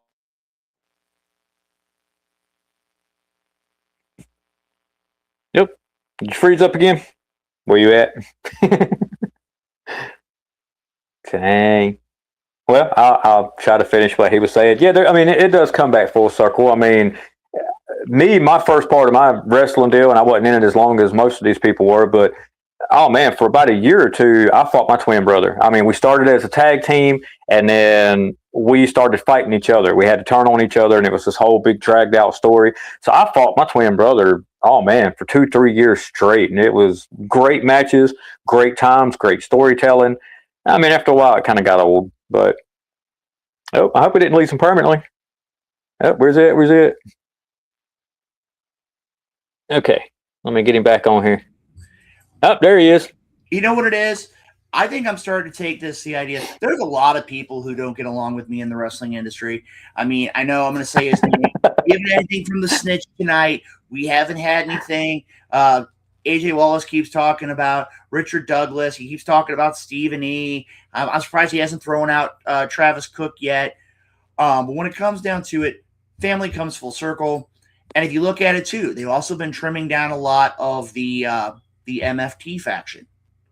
Because right now there's not a whole lot of that crew there too. Yeah. And it's one of those where there's still a small amount of family that is legitimately connected in the bloodline. And that's one of those where you're going to see, I think we're going to see that sooner than later as well. Yeah, I mean, they just coming out of at this point, they're like cockroaches, man. They're coming out of everywhere with that family. Like, how many freaking cousins do you have? I come from a huge family. I really do. I got cousins out to Yahoo. But that Samoan family and the whole Rock family and all them, and what's the deal with that too? That was an unfinished story too. The Rock comes in, makes some very weird messages, wanting Cody Rhodes' booty and all this nonsense, and then just disappeared.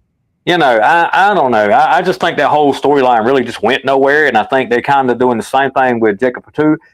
Maybe this is time. I don't know if they're handing it over to Jacob Fatu. That's great.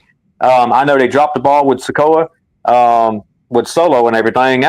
He fell flat. So maybe they're trying to repeat that, but do it the right way with Jacob Fatu, like they were trying to do with Solo. Well, if you look at it too here, though, and I mean, we're kind of sitting here and putting the connections together. You've got Solo, you've got Jimmy and Jay Uso, you've got Zilla Fatu, who hasn't been brought along. There's a couple others who've been there and have made their way back out of the WWE. And I mean, again, it's just one of those where there's still a lot they can do, but they didn't even connect with the bloodline in its entirety. And again, we're going to hear it, JSO. Yeah, we're going to talk about the Tony Costa Memorial Battle Royal winner. Got to put it out there again. Going to give him the props, give him the shout out to let him know what's up there. But you know something? I mean, again, right now, that's one of the things to look at. That's what's great about pro wrestling. You've got so many different things that are going on. There's a lot of different avenues you can go with. And if you don't like a particular product, go to something else. If you don't like what's on TV, then go to your local independents. There's a lot of great promotions. And I'll just tell you flat out right now, you look at promotions in the St. Louis area, there's like 13 different promotions. I know in your area, Ace, there's several different promotions. When you talk tons of them. You talk about lots of promotions that are in the Mid-Atlantic region. You got promotions up in the Pacific Northwest, which thankfully in a few weeks I'm going to have the opportunity to hopefully get in contact with a couple of them. And again, there's a lot of things to look here that are going to be out there. And again, everybody that's a pro wrestling fan has something that they're going to bring forward. Man, it's one of those where it's this whole time change.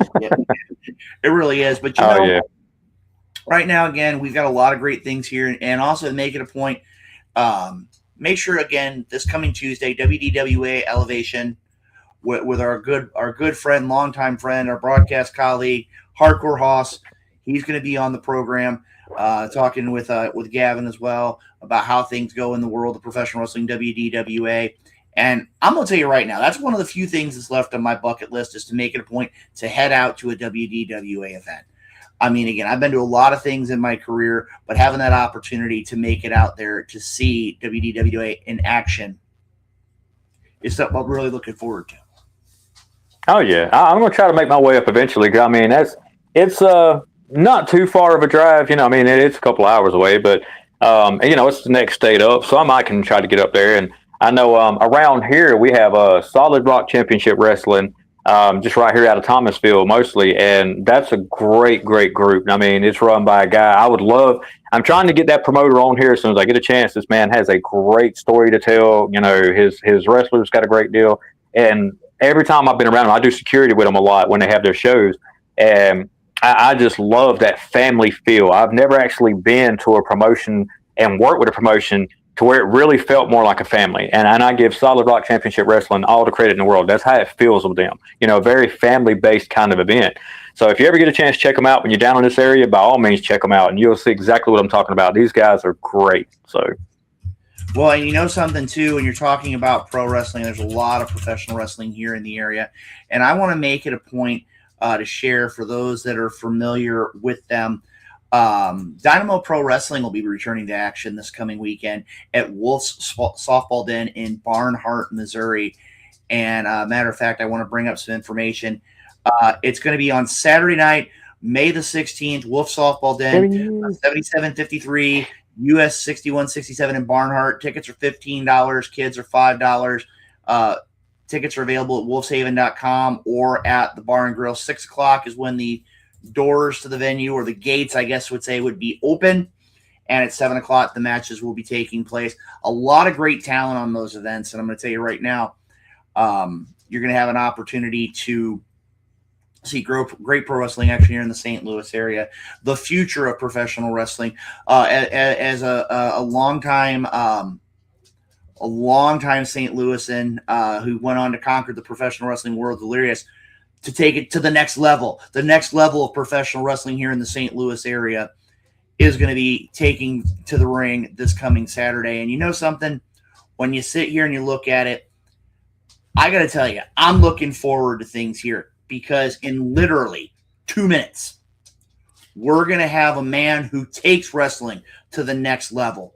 When he first came on the program, I remember him talking about being in the basics, getting to the beginning levels of professional wrestling and starting to make that jump up to the next level. And now he has gone out and he has taken the world by storm. He's overcome roadblocks. He's overcome obstacles. He has done everything he can. And he's done it, of course, while maybe dropping a few people on their head with a variety of different pieces. But again, that's the man's a beast for sure, though. He is. And I'm going to tell you right now, if I was standing across the ring from him, I'd say, you know what, Mr. Gannon, sir, I'm going to lay right on the mat here. You can take the 1, 2, 3. You can get the pinfall, and I'm going to walk away with my safety and my health in check. Because, I mean, again, I'll tell you right now, I know for a fact, too, that he has been a part of a promotion called MWC here in the St. Louis area, and he's been tearing it up there. I got a chance to see a match with him and Kerry Morton. Member of Southern Six, JCW, all those different promotions that he's involved with. Second generation, or should I say third generation, son of Ricky Morton as well. I'm going to tell you right now, this man has done it all. He can do it all, and the sky's the limit. So, ladies and gentlemen, we're at 8:19. I'm a minute early, but you know what? I can't wait any longer. I know Ace can't wait any longer. We've taken the majority of our commercial breaks here on the program. He's been in SICW. He's been to countless promotions throughout the Midwest, the bi-state area, all over this country. And ladies and gentlemen, Curt Gannon, the Suplex Cyclone himself, the man is here live on the program. Curt, I got to ask you, how are you doing, my friend? And welcome back to the Wrestle Talk podcast. I'm doing great, man, and I feel honored that you guys wanted me to come back on. So that's very cool. So, but I'm very happy to be here.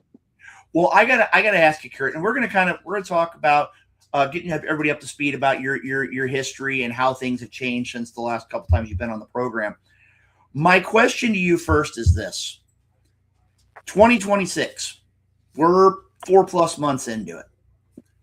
Do you feel that your 2026 has started off in the world of professional wrestling the way you've wanted it to?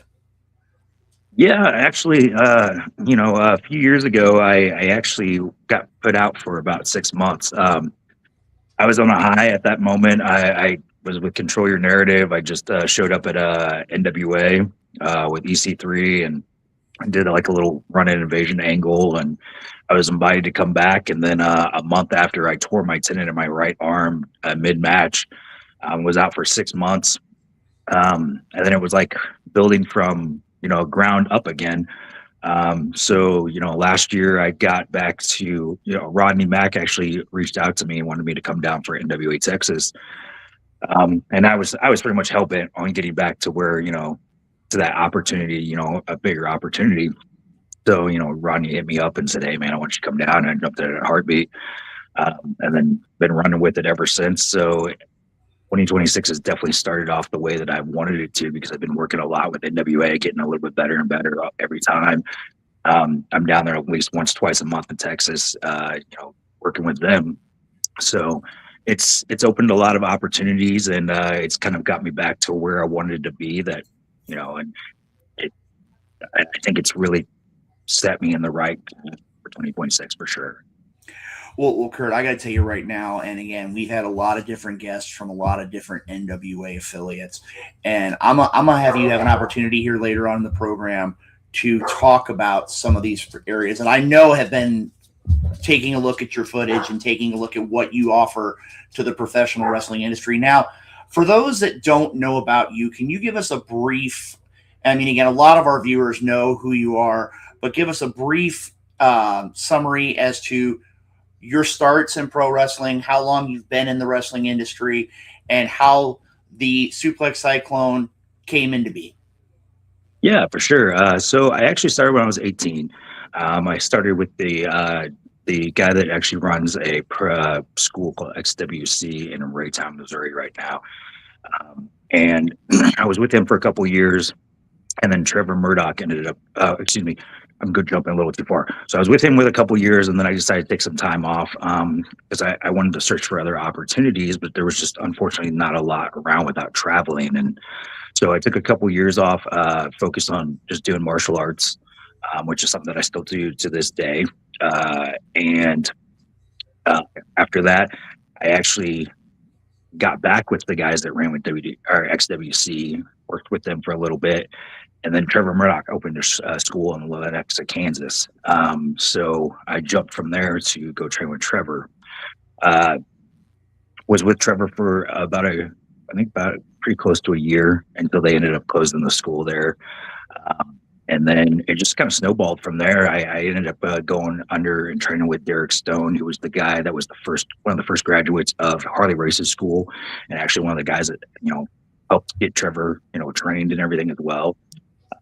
And then kind of, like I said, just kept snowballing from there. I kept getting myself out there, getting opportunities at different promotions, and it just got a little bit bigger and bigger as years went on. And that's kind of how it really all started. And I've just been trucking away ever since, trying to find any opportunity I possibly can. So yeah, that was basically kind of the start of how I got into it. And I've been a fan since I was a kid. I grew up with the Monday Night Wars. Like I was huge on the Sting and the NWO and stuff. That's really what got me hooked on wrestling. I'm a huge Sting fan. And then just everything from there just kept snowballing. I knew I wanted to do it since I was 9 years old. So yeah. Well, to give you an idea, and I'm gonna throw this out here. I just put two and two together, and you brought up two names. One that's really kind of hitting right now, and one that's connecting. That's 6 degrees of Kevin Bacon in the world of pro wrestling. And I got to remember, when we get done live on the broadcast, I've got to send you footage because I have access to it from 1997. It was for a promotion called the Mississippi Valley Wrestling Alliance. Mm-hmm. On one side of the ring was a man that was called Sexy A. Steele. Mm-hmm. The other side of the ring was a man by the name of Dynamite Derek Stone. Mm-hmm. and again, I'm going to have to send that footage to you to see, because Derek Stone is one of those guys that he probably could be in the wrestling business till he's 147 and still go. I mean, he still intimidates me, and I haven't been physically in the same room with the man in probably, 07, 17, almost 30 years.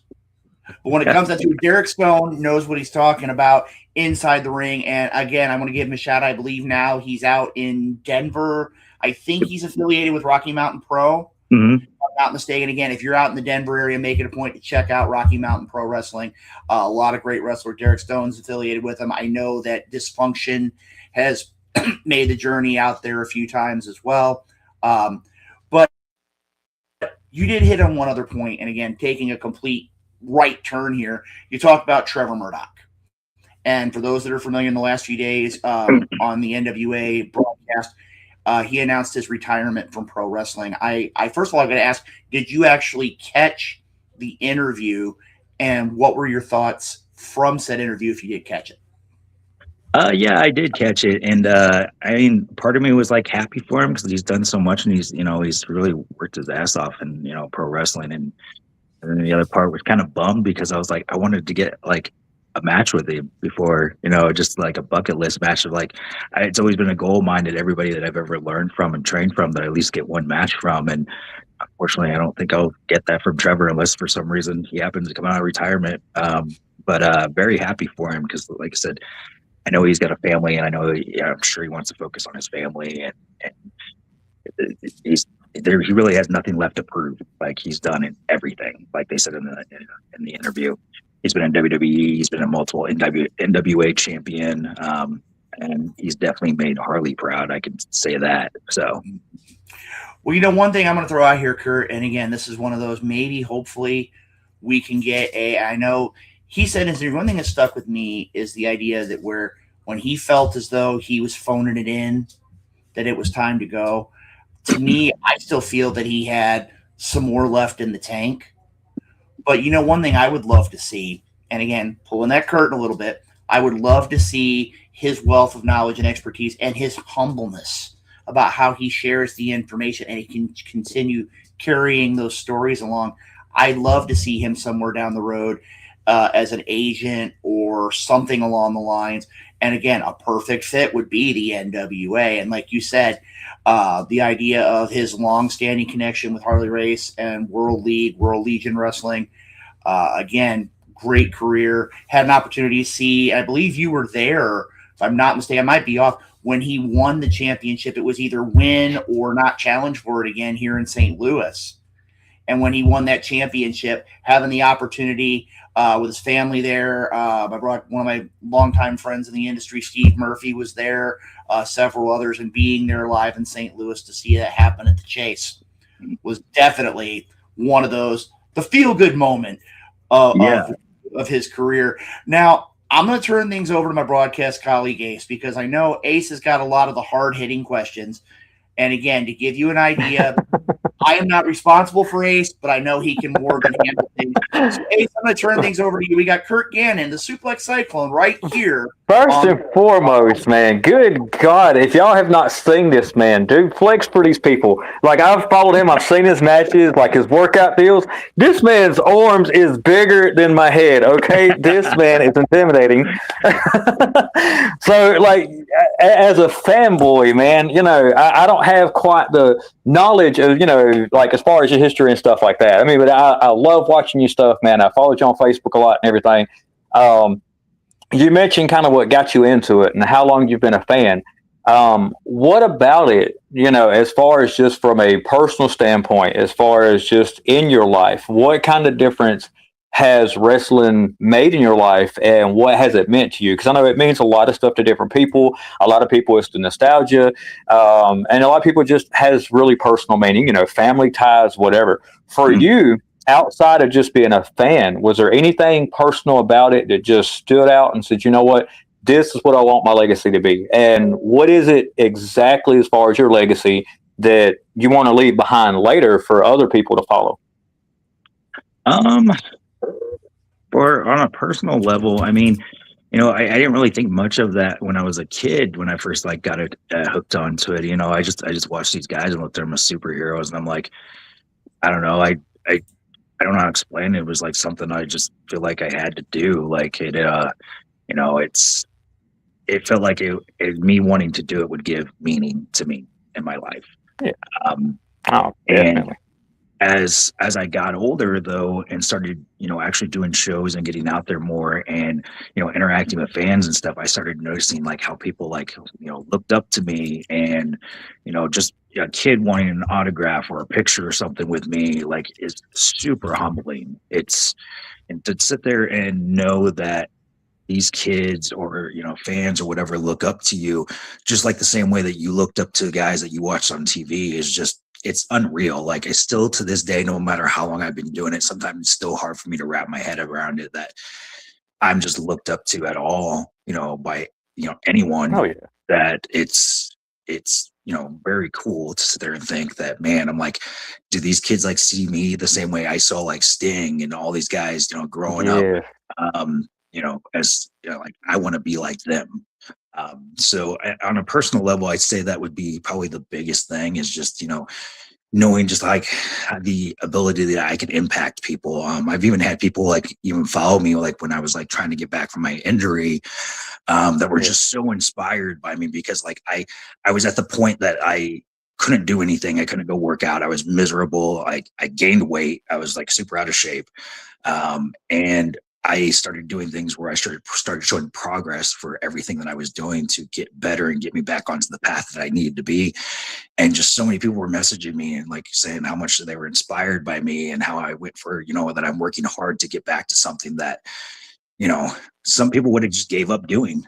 And then just the impact too that I've had on people that they want to go for their dreams. You know, I've had people that have reached out to me and been like, you've inspired me because like, you know, I didn't know if I could ever try to actually do this. And now I want to, because I've seen you work from the bottom up and almost, you know, I tell people like sometimes like I'm an underdog story. I didn't have, I wasn't people's favorite, you know, like in the business. I wasn't like, I didn't kiss anybody's ass. I didn't, you know, I didn't do things to try to move up. Like I just worked and found every possible way I could to get better. And I think that inspires people and it seems to, from what I can see, and that means a lot to me on a personal level that I make an impact in somebody's life like that. Oh, it's definitely inspiring. And that to me, when I first come across your page and I first started kind of following you, it was during the time frame that you had been injured and you was trying to get back in, and I was following the progress. And for me, that's what really hooked me into trying to follow you, and that inspiration. Because me, I was always a small guy. I wasn't jacked. I wasn't none of that. Even back when I wrestled, I was still a small guy. Barely reached 180 pounds, and was still trying to do stuff like the heavyweights. My injuries, I was in a wreck, and my injuries put me out. Like, there was no way to really recover from that to even get back in the ring without risking serious health. And for me, when I'd started watching your story and was watching, how you got injured, how you started recovering, man, now I was rooting for you the whole time. And then watching your progress and seeing you now, it's like, man, that's awesome. I was excited. They said you was coming on the show, and I'm like, yes, that's awesome. So I get it, man. I mean, from somebody who had been there and then somebody who is still a fan and being inspired, man, I love it. I love seeing it. And I love it, and I'm super appreciative of that you supported me. Like, anybody that supported me along this journey, like, I'm beyond appreciative. Like, I don't even know how to ever give that back to anybody that's followed me since even from the beginning or halfway through my career. It's just stuck with me the whole time, and unfortunately in wrestling, that's not always the case. Sometimes when you fall off, you get hurt or something, you just kind of fall in the shuffle and then you disappear. Oh, that's it. That a lot of people have. And it means a lot to me, so I appreciate it very much. Oh yeah. What's some of the future goals? I know, like, nobody wants to think that far ahead. So they'd mentioned earlier about Murdoch coming back, being kind of like a mentor, being this. Is that something that you're interested in? When you get to the point where you say, what, I've proven everything, I'm done. Where would you like to go to try to inspire? Would you want to stay kind of in the MWA or maybe another promotion? Is that something that you're interested in doing, and where at? I mean, I'd be honored to do it, but at the same time, like, it sounds funny. It's like, as much as I do this, as much as I learn and any knowledge that I pick up, like, it sounds weird, and maybe I'm just like, like, I don't know, like downgrading myself in a way. I don't know how to say that right way, but like, sometimes I feel like I'm like, I'm not qualified to like teach people stuff, but at the same time, I'm just like, everybody's like, I get people to ask me things and everything, and I'm not saying I'm not. It's just, I'm very humble on that. Like, I don't think I know everything at all. And so I sometimes like question, I'm like, should I be teaching anybody? But if it was offered to me, I definitely would be honored to do it. But if not, I'd be okay with just riding off into the sunset if, everything is done. So. Oh yeah. As far as championships, anything you got in mind? Is it something that you have to have before you go out? Like, just one championship you've got to win before you go. I would love to hold the NWA championship one day. It's I'm in NWA Texas right now, and the goal is to get on, the main roster, on the main TV, on Comet right now. They just picked up that national, televised channel, and so that's the main goal, is to hold an NWA championship, if not the NWA heavyweight championship. Yeah. Oh yeah. See, that to me, that's still the real world heavyweight title. I don't care what nobody says. The heck with WWE with that nonsense. To me, NWA is always going to have the real world heavyweight title. So yeah, that definitely is something you need to go for, and I see you winning that one. That's who needs to represent that right there. If NWA, if y'all listening, that's who y'all got to get. Man, that's right now. I'm kind of like I'm still as a fan right this minute, man. I got a lot of questions, but they're not really. I'm gonna go ahead and jump in here. Curt, I know you get asked a lot of questions, but I want to go ahead and kind of flip the script a little bit. Mm-hmm. I want to go ahead. I've talked with several of our viewers, and I wanted to bring forth kind of I don't want to say a 10 rounds or a 10 questions with Curt Gannon, but I want to bring up some names, and I want to get your thoughts. Okay, you may have people you've competed against, maybe people that you want to compete against. We're just going to kind of leave it wide open here. The first one I want to talk about, and Ace, I'm going to warn you, if you put these two men together, I think I know what the answer is going to be. Number one, Attila Khan. I actually got to work Attila, and at Midwest Wrestling Coalition, and it was a fun match. Like I got to suplex him around, and we had a little good brawl, and so it was a good time. Great guy behind the scenes. I'm pulling the curtain back a little bit, but he is a good dude. And I know he's been doing stuff in Japan, and and I wish him the best as far as all that stuff goes. And yeah, just a good dude. Okay. I mean, again, I've heard a lot of the same things too, but again, anybody that runs around chasing people with a fork just kind of scares me a little bit. But again, like I said, I've had the opportunity of knowing it's a phenomenal competitor. Next one, a man I know you're no stranger with, Kerry Morton. Kerry's another one's great. He's such a good, like, humble, like he's a kid to me because I'm younger, or excuse me, that he's younger than me. But he's so humble for being a somebody that's a second generation wrestler from somebody as great as Kerry Morton.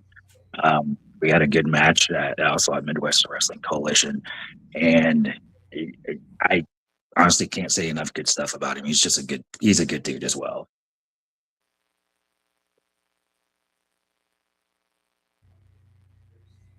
Oh, maybe it didn't freeze up again. I'm good now. As again, the technology gremlins are getting me. Number 3, Niles Planquet. Niles is another good dude. Like we in the past, like we didn't always get along, but like we're pretty good now, and yeah. He's another guy. It's like I think he has a lot of knowledge to give out, and and he's helped me with some stuff and and give me suggestions and everything, and try to help me like improve on some ways. But he's definitely somebody I think would be a great coach and somebody that'd be great to like offer out knowledge to a lot of people. So he does have it. So all right, we've got what's there. The next one we're going to look at here, Slammer. I love Slammer. He's such a good dude. Yeah, he's such a good dude, and I love his gimmick that he does. He's another guy. He's so humble, and he's just so happy to be doing what he's doing. And it could be a house of like 5 people, and he won't care. He's just so happy just to be there to do. Be out there and just performing, and just a fun guy to be around and talk to. And I don't think I've ever been around him where he just wasn't a positive guy. He's actually one of the most positive guys I think I've ever met. And he's a good dude. Like he's definitely somebody that definitely, if you're working, it's going to be a positive experience. Yeah, and I got to tell you, he's another one of those guys that just doesn't age. Yeah, for sure. I mean, he's one of those where I got a chance to talk with him, and I'm like, I'm like, no, and he actually had to pull out his license to show me what his age was. But there's no way you're that age. The next one, kind of going back on the NWA tangent, Carson Drake. I've never had the experience to meet him. We might have met in Crossing. It sounds like crazy, but like at a certain point in wrestling, after you've like taken a lot of bumps and shots to the head and everything else, your memory starts starting to fade. So, when I was at NWA 74, honestly, I can't remember if we met in passing. I know we didn't get a chance. If we did, we didn't get a chance to have an in-depth conversation. So I think he's very talented. And his gimmick is great. Like him being a heel is just like so classic heel, and it's great. I love it. And I'm hoping one day we eventually get to work. I think it'd be a lot of fun to mix it up with him. When you're talking about Carson Drake, and I'm going to kind of shift gears here a minute. Promotion you talked about a lot, kind of dancing around it here in this interview. NWA World League Wrestling. Mm-hmm.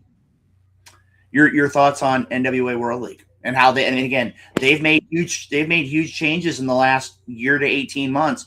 What are your thoughts about the changing scene in WLW? I think it's going great from what I'm seeing. Like, I know Leland, and Leland's reached out to me on personal levels. Things going on in my life, and I'm very appreciative of that. And in the past, And I think they're on a good path, and it looks like, from what I'm seeing, it's they're putting out great talent. They've got some great people working there. They're definitely mixing it up in that NWA territory over on that side, and I think it's going awesome. Like I from what I'm seeing, like almost every show's sold out. I haven't really seen a show that's not like from the pictures that I've seen from the the product. And the fact that there's Harley heritage there, I love the fact that it's succeeding, because in a so small way, I've got some of that Harley heritage, from Derek and Trevor. So just knowing that that's still staying alive is awesome to me. You talk about Derek, talk about Harley, talk about Trevor. I want to go back to one, and I know your paths have crossed, but again, it's another one I really think's been kind of hit and miss with you. Is Mike Seidel. Oh, I love Mike. Mike's a good friend of mine. Another guy is just so humble. He's so chill all the time. Awesome worker. He's got a lot of knowledge. Anytime like I get chances to train with him every now and then here in the Kansas City area, and such a good dude. He's willing to help anybody that wants to learn, and he takes time out. He's got a family and stuff, and he takes time out to come and help some of the the young guys that are coming up in it, young guys and girls, and and I still learn from him still to this day, and it's he's just a good dude as well. I think I think he would be a great coach. I don't know if that's something that he would ever want to do. I think he's another one of those guys that's very humble. So I don't know if that would be a route that he would ever go. But yeah, awesome dude. Well, something, I'm going to throw this out here. And again, Mike, if you're listening and you do take this avenue, please make sure that you include Luke Roberts, Curt Gannon, and Ace in your documentation on this. To me and all the things, I've had an opportunity to referee matches with Mike, and his flexibility, even to this day, is still unreal. Oh, it's insane. I think that what he has right now, if he could share that a lot like what DDP does with his GDPY, I think Mike Seidel could make a living off that too. Oh yeah, and he's definitely one of those guys too that it doesn't age. Like you know what, a lot of people don't realize this, but he's the older brother of Matt and Mike. Mm-hmm. And I never knew it. What's funny is, like, I knew Mike for years, and I always thought Mike was the younger brother. and again, having the opportunity, when you sit there, I've had the opportunity to be in the ring with both of them, and I said they're brothers, they're family. But when you look at it, their skills are so similar. It's like if you watch one, you're watching the other, and it's just beautiful how that whole thing came into being. And again, to call Mike Seidel a friend and to consider Matt Seidel a friend, both great people to have in the list of your friends. Next one is a man who hasn't been around the area here in a while, but I know it's somebody that you've been very familiar with. Kareem Brigante, the Roman Dynasty KB Violence. Oh man, like I used to work with them a lot earlier in my career years ago, and we worked at New Breed. Like I traveled with him, out to St. Louis, and when we got to mix it up a bit. Kareem was always a good dude. We still follow each other on social media and everything, and it looks like he's doing still pretty well. In other countries, European countries and stuff like that. I don't think he's been back here in quite a long time, actually. And but it'd be really cool if he ever gets to come back. Or if he ends up deciding to come back, maybe him and I get to mix it up again at one point. I'd pay for that ticket right there. And again, I think since the last time he was here, I think he's also been to China as well, if I'm not mistaken. Yeah, he's been everywhere. It's been crazy. And again, he really just a great guy. Again, don't want to cross him because he's one of those just big enough. He could suplex a house. That's it. That's what we can do. We can sell tickets. Curt Gannon, Kareem Brigante, who can physically suplex a house? That's what we're going to do, and we're going to make money off of it. So, moving right along. Next one, Ricky Cruz, a man that I know you've competed against Ricky, and that's a matchup in 2026. Yes, please, and give that to me 10 times in a row, and I'd buy a ticket every time. Your thoughts on Ricky Cruz? All my experiences with Ricky has always been positive. I've never had any negative things to say, and I worked we worked a tag match. I don't think we ever had a chance to ever work one-on-one, but yeah, everything's always been positive. And I think the one time that we got to work, he was dealing with some neck injuries, and he asked me, make sure to take care of him, and I did, and I think he was appreciative of that, of course. And you know, I last time I was out at SICW, it's been years. There was a seminar going on with JJ Dillon and excuse me, I'm sure I'm like brain farting here. With JJ Dillon and Barry Windham, and afterwards he was like, dude, he goes, I'd love to work with you at some point or another. And so, I mean, if that ever happens, that would definitely be fun too. So yeah, definitely be something I would be interested in. Well, you know something, Curt? Our fans have spoken. I want to throw this one up here. Josh Dillman put in, though I know also how dominant the man is in the ring, I've seen it. Again, that's very true. That's why he's here on the Wrestle Talk podcast, is because of his dominance inside the squared circle. I got one more name on our list for you. Mm-hmm. And again, it's somebody that a lot of people have said, especially since he left the WWE, he's really kind of changed his style, and that's Mike Mondo. So Mike is another guy I haven't had a chance to interact with yet. I'm hoping, eventually I'll get to. I guarantee he's got a lot of knowledge to hand out. He's been doing this for quite a while, and the guy has just completely transformed himself. Like, from the cheerleading days in WWE to like the monster he is now, and he's the NWA national heavyweight champion, and it's pretty awesome to see him like transform from that to where he is now. And I think he's still got, quite a bit left in the tank. The guy's another guy that just physically does not age. Like, he just moves so well in the ring. And I think, honestly, I think this is his prime. Like, this is like the point where he can be like the next NWA champion at some point or another. Well, those are very strong words there, Curt. One thing I will say is this. I remember back watching ROH and watching him, and he really started to transform his physical being there, and then he got hurt. Yeah. It seems like when he got hurt, he made that commitment to go ahead and completely change the entire way he did things. Mm-hmm. And I think it was, again, that's like you talked about when you got hurt. When you get there, you got to take that long look in the mirror. And as Ace said, a man literally, I would not be surprised if he could squash produce with his biceps. I wouldn't be surprised if it's one of those where he couldn't suplex. If y'all missed it, go back and watch what was just a couple of days ago. This man ripped a freaking cage apart. Okay, so go back and watch that. This is what this man does. He tore a cage to pieces. And again, that's what you're looking at right there. We got the Suplex Cyclone Curt Gannon here. Now, Curt, I know you've talked about wrestling for NWA Texas. Mm-hmm. I know you've got connections with the NWA at World League Wrestling. I do have one last one I want to talk about, and it's kind of near and dear to my heart because it's a friend of mine who's done a lot in the wrestling industry in a very short amount of time, and that is NWA Duke City or NWA New Mexico. I know that you had the opportunity to be at NWA Texas. Is that somewhere for our viewers on the West Coast that we could possibly see Curt Gannon in 2026? Oh yeah, I see it as a possibility. I have a goal that I want to at least, do at least one match, hopefully in each territory. I know some of the other guys have those goals too, and that's one I do definitely want to go to at some point or another. It's definitely been one I've been eyeballing and watching a lot. And I don't think they're getting enough credit for the talent that they have out there, and because I don't see their stuff pop up quite as much, unfortunately. But I do think that they do have a lot of talent out there. It's definitely a place that I want to go and try to get some time in there. Well, I'm going to tell you right now, Curt.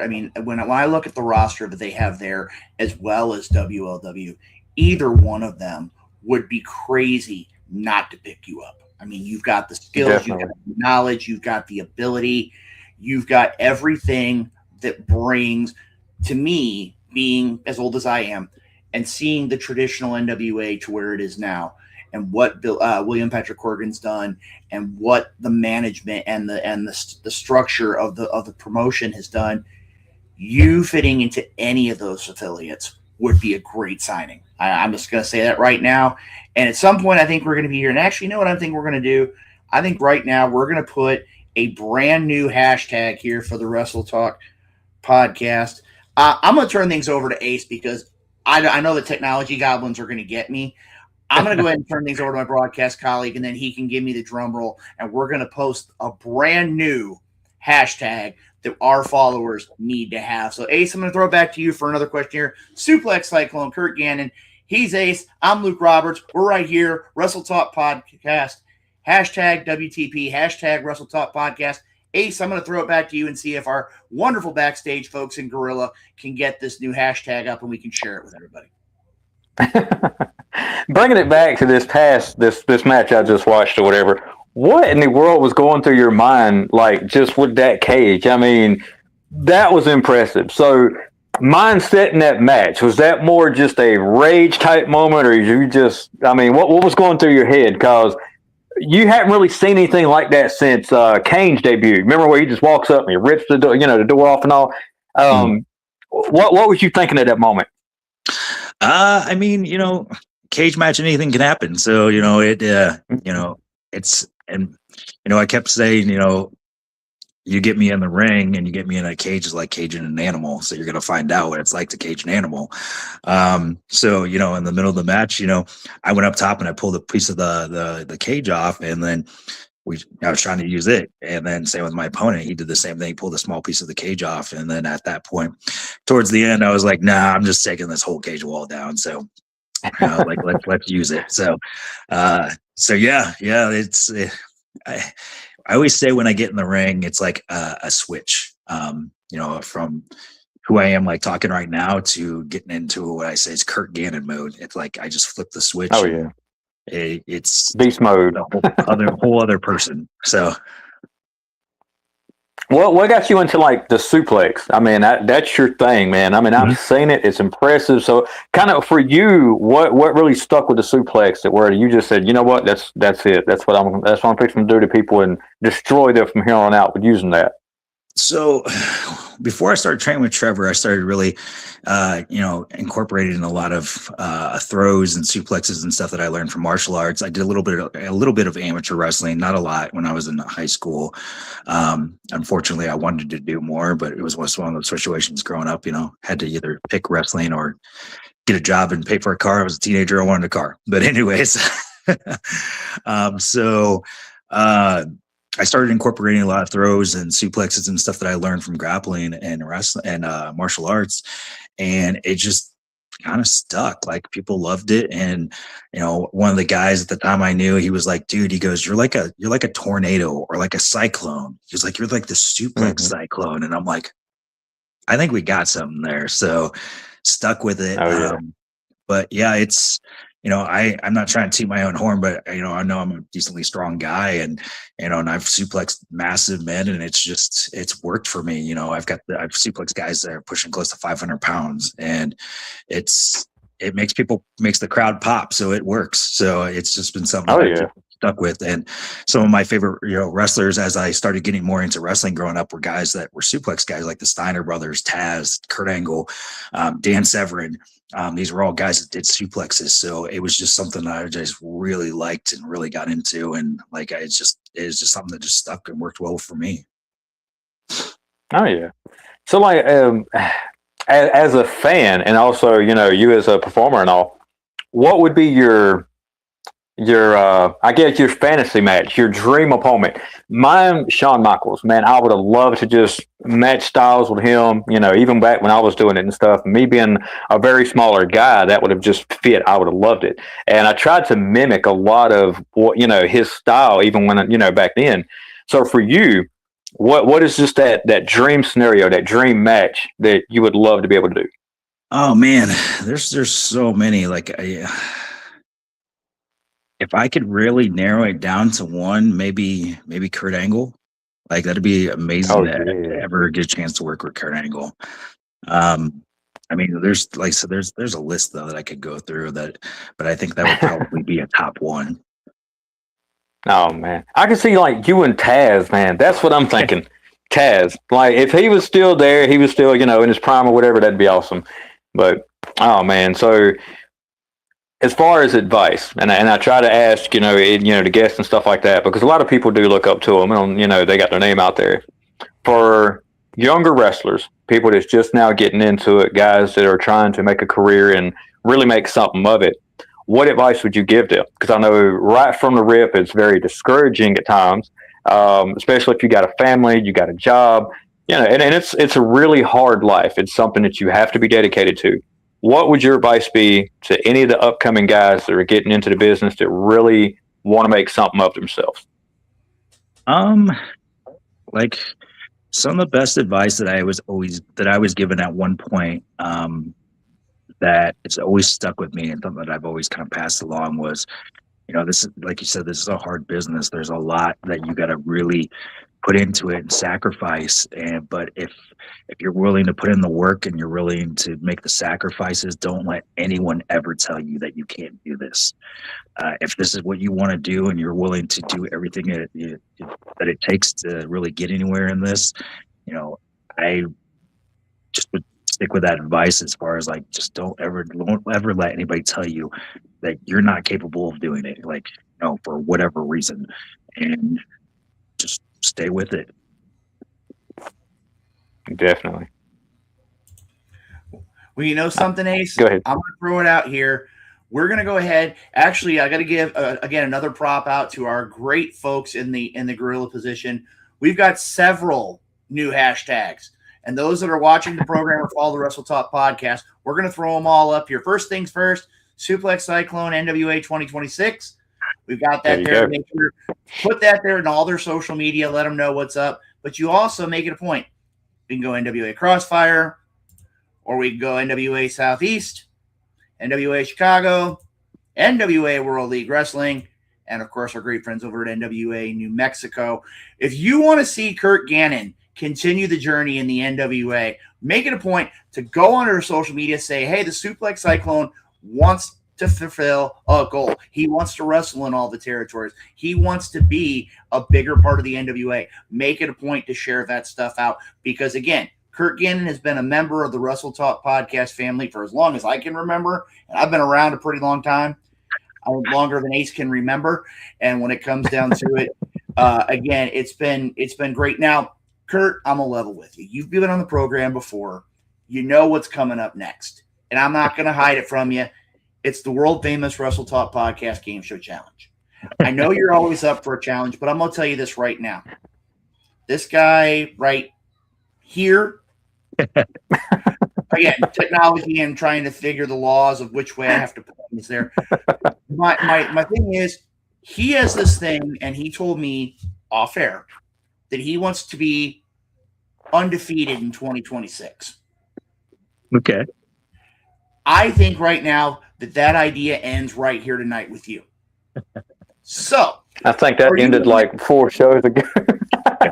That's true. But again, it's one of those where you consider yourself a wealth of knowledge, and I'll just love it.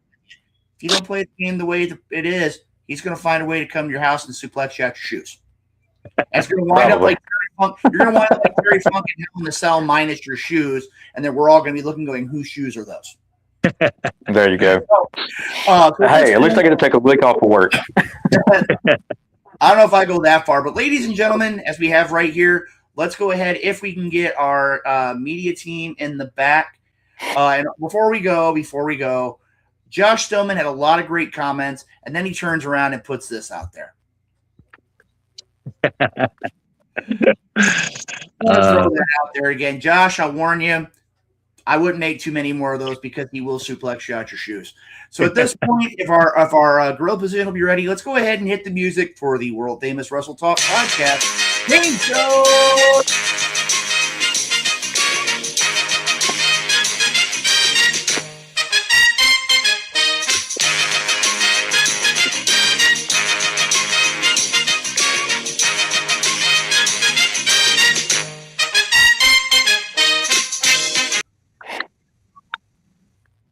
All right, good evening, ladies and gentlemen, and welcome to this week's installment of the world-famous Wrestle Talk Podcast Game Show Challenge. Tonight's contest is scheduled for the best 2 out of 3 falls between our returning guest, the Suplex Cyclone, Curt Gannon, and Ace. Now, At this point, gentlemen, you know the rules. There will be no disqualifications. There will be no countouts. There must be a winner. Tonight's matchup is the best 2 out of 3 falls. Now, in honor of our guest, Mr. Suplex Cyclone, suplexes are very commonly associated with pro wrestling, but many people associate suplexes with amateur wrestling. Today's topic for the Wrestle Talk Podcast Game Show Challenge is amateurs who've gone pro. Professional wrestlers who have had an amateur background and have in turn gone pro. When I give you the information about a particular wrestler, when you think you know who it is, you tell me who you think it is. First one to get 2 out of 3 right wins tonight's contest. Ace, are you ready? Oh, yeah. Curt, you ready? Yep, sure I am. All right. Question number 1. This individual began his athletic career playing football and wrestling.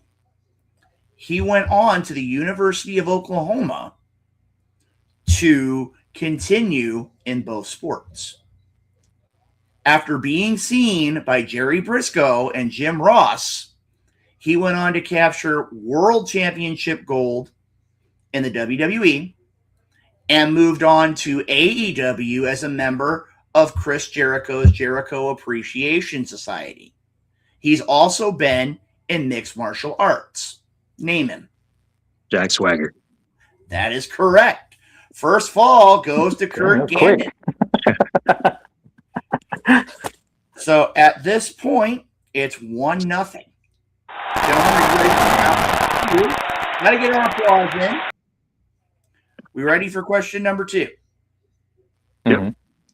Okay, question number 2. This individual is an accomplished amateur wrestler. In college, he roomed with another amateur wrestler that turned pro. This man has gone on to be considered one of the greatest tag team wrestlers in modern wrestling history, having teamed with Charlie Haas and most recently, the Hurt Syndicate. Name him. Shelton Benjamin. Shelton. Yeah, he said it quicker. Dang it. 2 balls for Curt Gannon. Ace is getting better. I told you, Curt. By the third question, you might actually know what's going on. I'm getting quicker with the answer. I have it. It's a connection between the brain and the mouth. That's Very true. Very true. Now, I'm going to tell you, Ace, you've already lost. But I to know be bad with you, if you would lose, you would break what your goal was and get swept by Curt Gannon. I could expect it. I know there are members of the Wrestle Talk family that could expect it. But you got to redeem yourself here. You really do. Man. All right. Now, at point for our third question, our third fall. This individual was an accomplished amateur wrestler at North Dakota State University. He went on to hold the WWF and WWF World Heavyweight Championship. Oh, shoot. Dang it. This one's a little tougher. What, Mr. Curt? Wasn't Curt Hennig, was it? Nope. No, it wasn't Curt Hennig. Oh, dang. This man's reign as champion only rivals Hulk Hogan, Roman Reigns, and Bruno Sammartino. Is it Bob Backlund? Ladies and gentlemen, the sweep is complete. There you go. That's it. 3 for 3. And just as a reminder, Curt got 3 falls. Ace got none. 0. That was a sweep. 0 for Ace. 3 for Curt Gannon. Let's go ahead and hit that victory music and make sure that Curt gets the celebration here.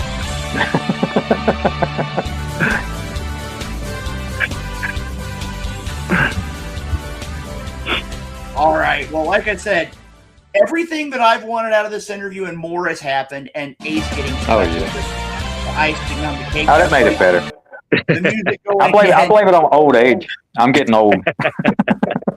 I'm not even going to go there. Not even going to go there. Now, ladies and gentlemen, before we let Curt go here this evening, Curt, first thing I want to do is for those people that want to follow you. I mean, again, most of the Wrestle Talk family's already got you on social media, but if they want to follow you on social media, where would they be able to find you? I actually have I have a Facebook and Instagram, a TikTok, and an X. And I will be honest, like I'm very bad at keeping up on X and TikTok. So I mean, you can add me on there, just under Curt Gannon.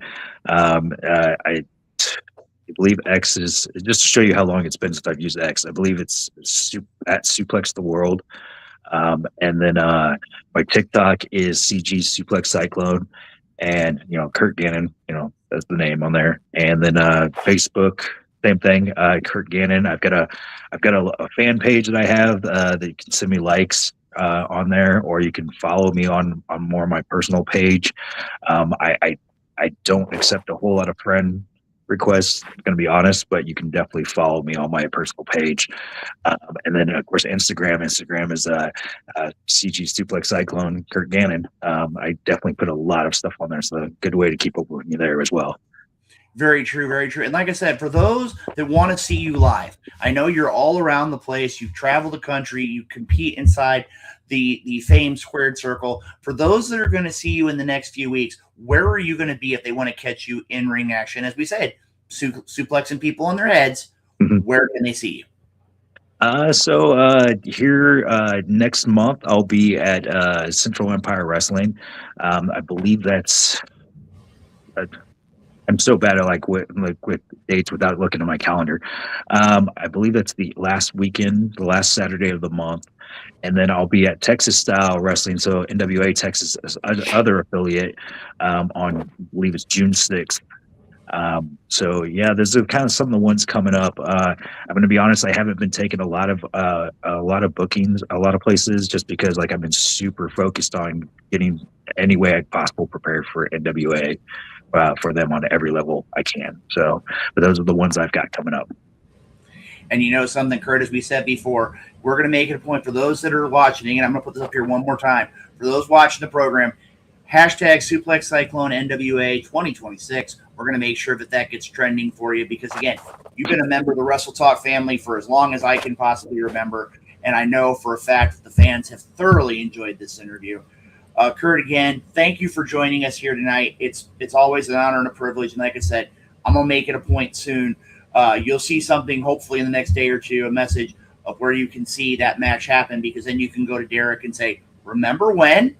And then maybe there'll be another reason why when I get a chance to come out to Denver later this summer that Derek might have a few choice words with me. But that's okay. So, ladies and gentlemen, the Suplex Cyclone, Curt Gannon here on the Wrestle Talk podcast. Curt, again, thank you very much for joining us, and we look forward to having you back on the program really, really soon. Thank you very much for having me. It's been an honor. All right, ladies and gentlemen, the one, the only, the Suplex Cyclone here on the program. Ace, I got to tell you, I am so excited. We got Curt Gannon. Oh, yeah, and you got swept. You got swept. You got swept. I know it, man. You're swept. That's becoming a staple on here. We're going to, You know what? We're going to change it. You want to be undefeated in 2026? Maybe it's going to be winless in 2026. Maybe that's what we should have. Probably. The way it's going, I got to start doing some kind of brain exercises or something, man, because it'll come to mind and won't come out the mouth as quick. And I'm like, oh, man, come on. Got him. Got him. Man. Well, you know something. I blame that on Disney Channel. I have sat there. Okay, this is a new one. When we have our production meeting, Ace, I don't think that the Night Owl's going to – you're blaming your loss on the Wrestle Talk podcast to the Disney Channel. That's a new one. I'm going to have to put that down in my list. I'm blaming it on Disney Channel. I spend all day with my grandbabies when I'm not at work watching Disney Channel, and I've gotten every stupid song from Mickey Mouse Clubhouse stuck in my head. So sometimes that's just rolling around in my head. So when somebody asks me a question, I got to quit thinking about the hot dog song long enough to. Oh, man. Did that put in your head? It's like that. I'll catch myself at work. Yes, I'll catch myself at work singing it. I'm literally under a lady sink trying to replace her faucet, and I'm singing the hot dog song, and I feel so stupid. That wasn't where I was going. I was going do do do do do do do do do do do do. Maybe it's That's it. Hey, you know what that is? Oh man. Hey, I get you, Ace. I get you. But like I said, great show from top to bottom. Again, you always have come to expect this with the Wrestle Talk podcast. We bring everything to you each and every episode. And real quick, before we get things done here, before we sign off for tonight's program, Ace, we're going to go ahead and we're going to hit up all those great sponsors who help make this program go each and every week. So, Gorilla Position, if you'd be so kind, let's go ahead and bring up those graphics. No, that's not what we have here. We'll go ahead and make that go away. We're going to go back to what's there because it's not what we're looking for. We're looking for our great sponsors. And a matter of fact, we're going to put those up here right now. So we'll go ahead and take care of that here. Ace, I'm going to leave it to you. All right, well, let me get where I can actually read this here because, I'm getting old.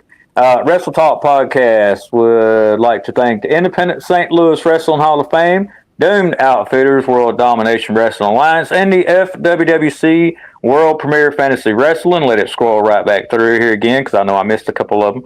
It's sad I got glasses and I still got to get close to my phone here. I told you I'm getting old. Once again, Wrestle Talk Podcast would like to thank all of your great sponsors. We got Retro Zone, Painter's Dream Production, the Independent St. Louis, let it scroll through here now, Wrestling Hall of Fame, Doomed Outfitters, World Dominion Wrestling Alliance, see, I got ahead of myself, and the FWWC, the world's premier fantasy wrestling group. Guys, without these sponsors, we wouldn't be able to do what we do. A huge shout out to the sponsors. Thank you. And I'll try to put this on a bigger screen so I can see it next time. I had to do it on my phone this time because for some reason my computer, the screen itself is big, but it's really crappy lighting on that thing. Like it looks really horrible. My phone does great. I look good on my phone, but the writing's like itty bitty. I'm like, oh, come on. Yeah, I get you, Ace. Like I said, from top to bottom tonight, a great program. And one thing I just want to go out here, I want to put it out there. I've done it for many, many times. Great friend of mine brought this up. Suicide and Crisis Lifeline, dial 988. You're never alone. Yeah. They're there 24/7, 365. We talked about it earlier on here in the program. You never need to feel alone. There are people, and I'll tell you right now, I feel very fortunate and very blessed that when I get the opportunity, again, I talk with my Wrestle Talk podcast family. I talk with my family at Dynamo Pro. I talk to my family at CHWA. I talk to my wrestling family at the Independent St. Louis Wrestling Hall of Fame. When you go and you look at all the people that surround themselves and consider themselves to be friends of mine, I know I can pick up my phone anytime, 24/7, 365, and I know I can get a hold of them. And that's one of the things you got to understand. You're never alone. And again, in this day and age with social medias and with cell phones and with texting and all that kind of stuff, you've always got somebody there that can be your sounding board, be that person to lift you up when you're needing to be lifted up. And again, we want to make sure that you're there, you're taken care of. And as a reminder too, make it a point. Next Tuesday night, you can check right here, WDWA Elevation, as a part of the Wrestle Talk Podcast Network. I got to tell you, Ace, it's a great show. Looking forward again. You're going to see us back here in 2 weeks. We're going to have a great program there as well. Ladies and gentlemen, that's going to wrap us up for episode 541 of the Wrestle Talk Podcast featuring the Suplex Cyclone, Curt Gannon, right here on the Wrestle Talk Podcast. Ladies and gentlemen, I'm Luke Roberts. This is Ace. We look forward to seeing you again in 2 weeks right here on the Wrestle Talk Podcast. Take care, and we'll see everybody real soon.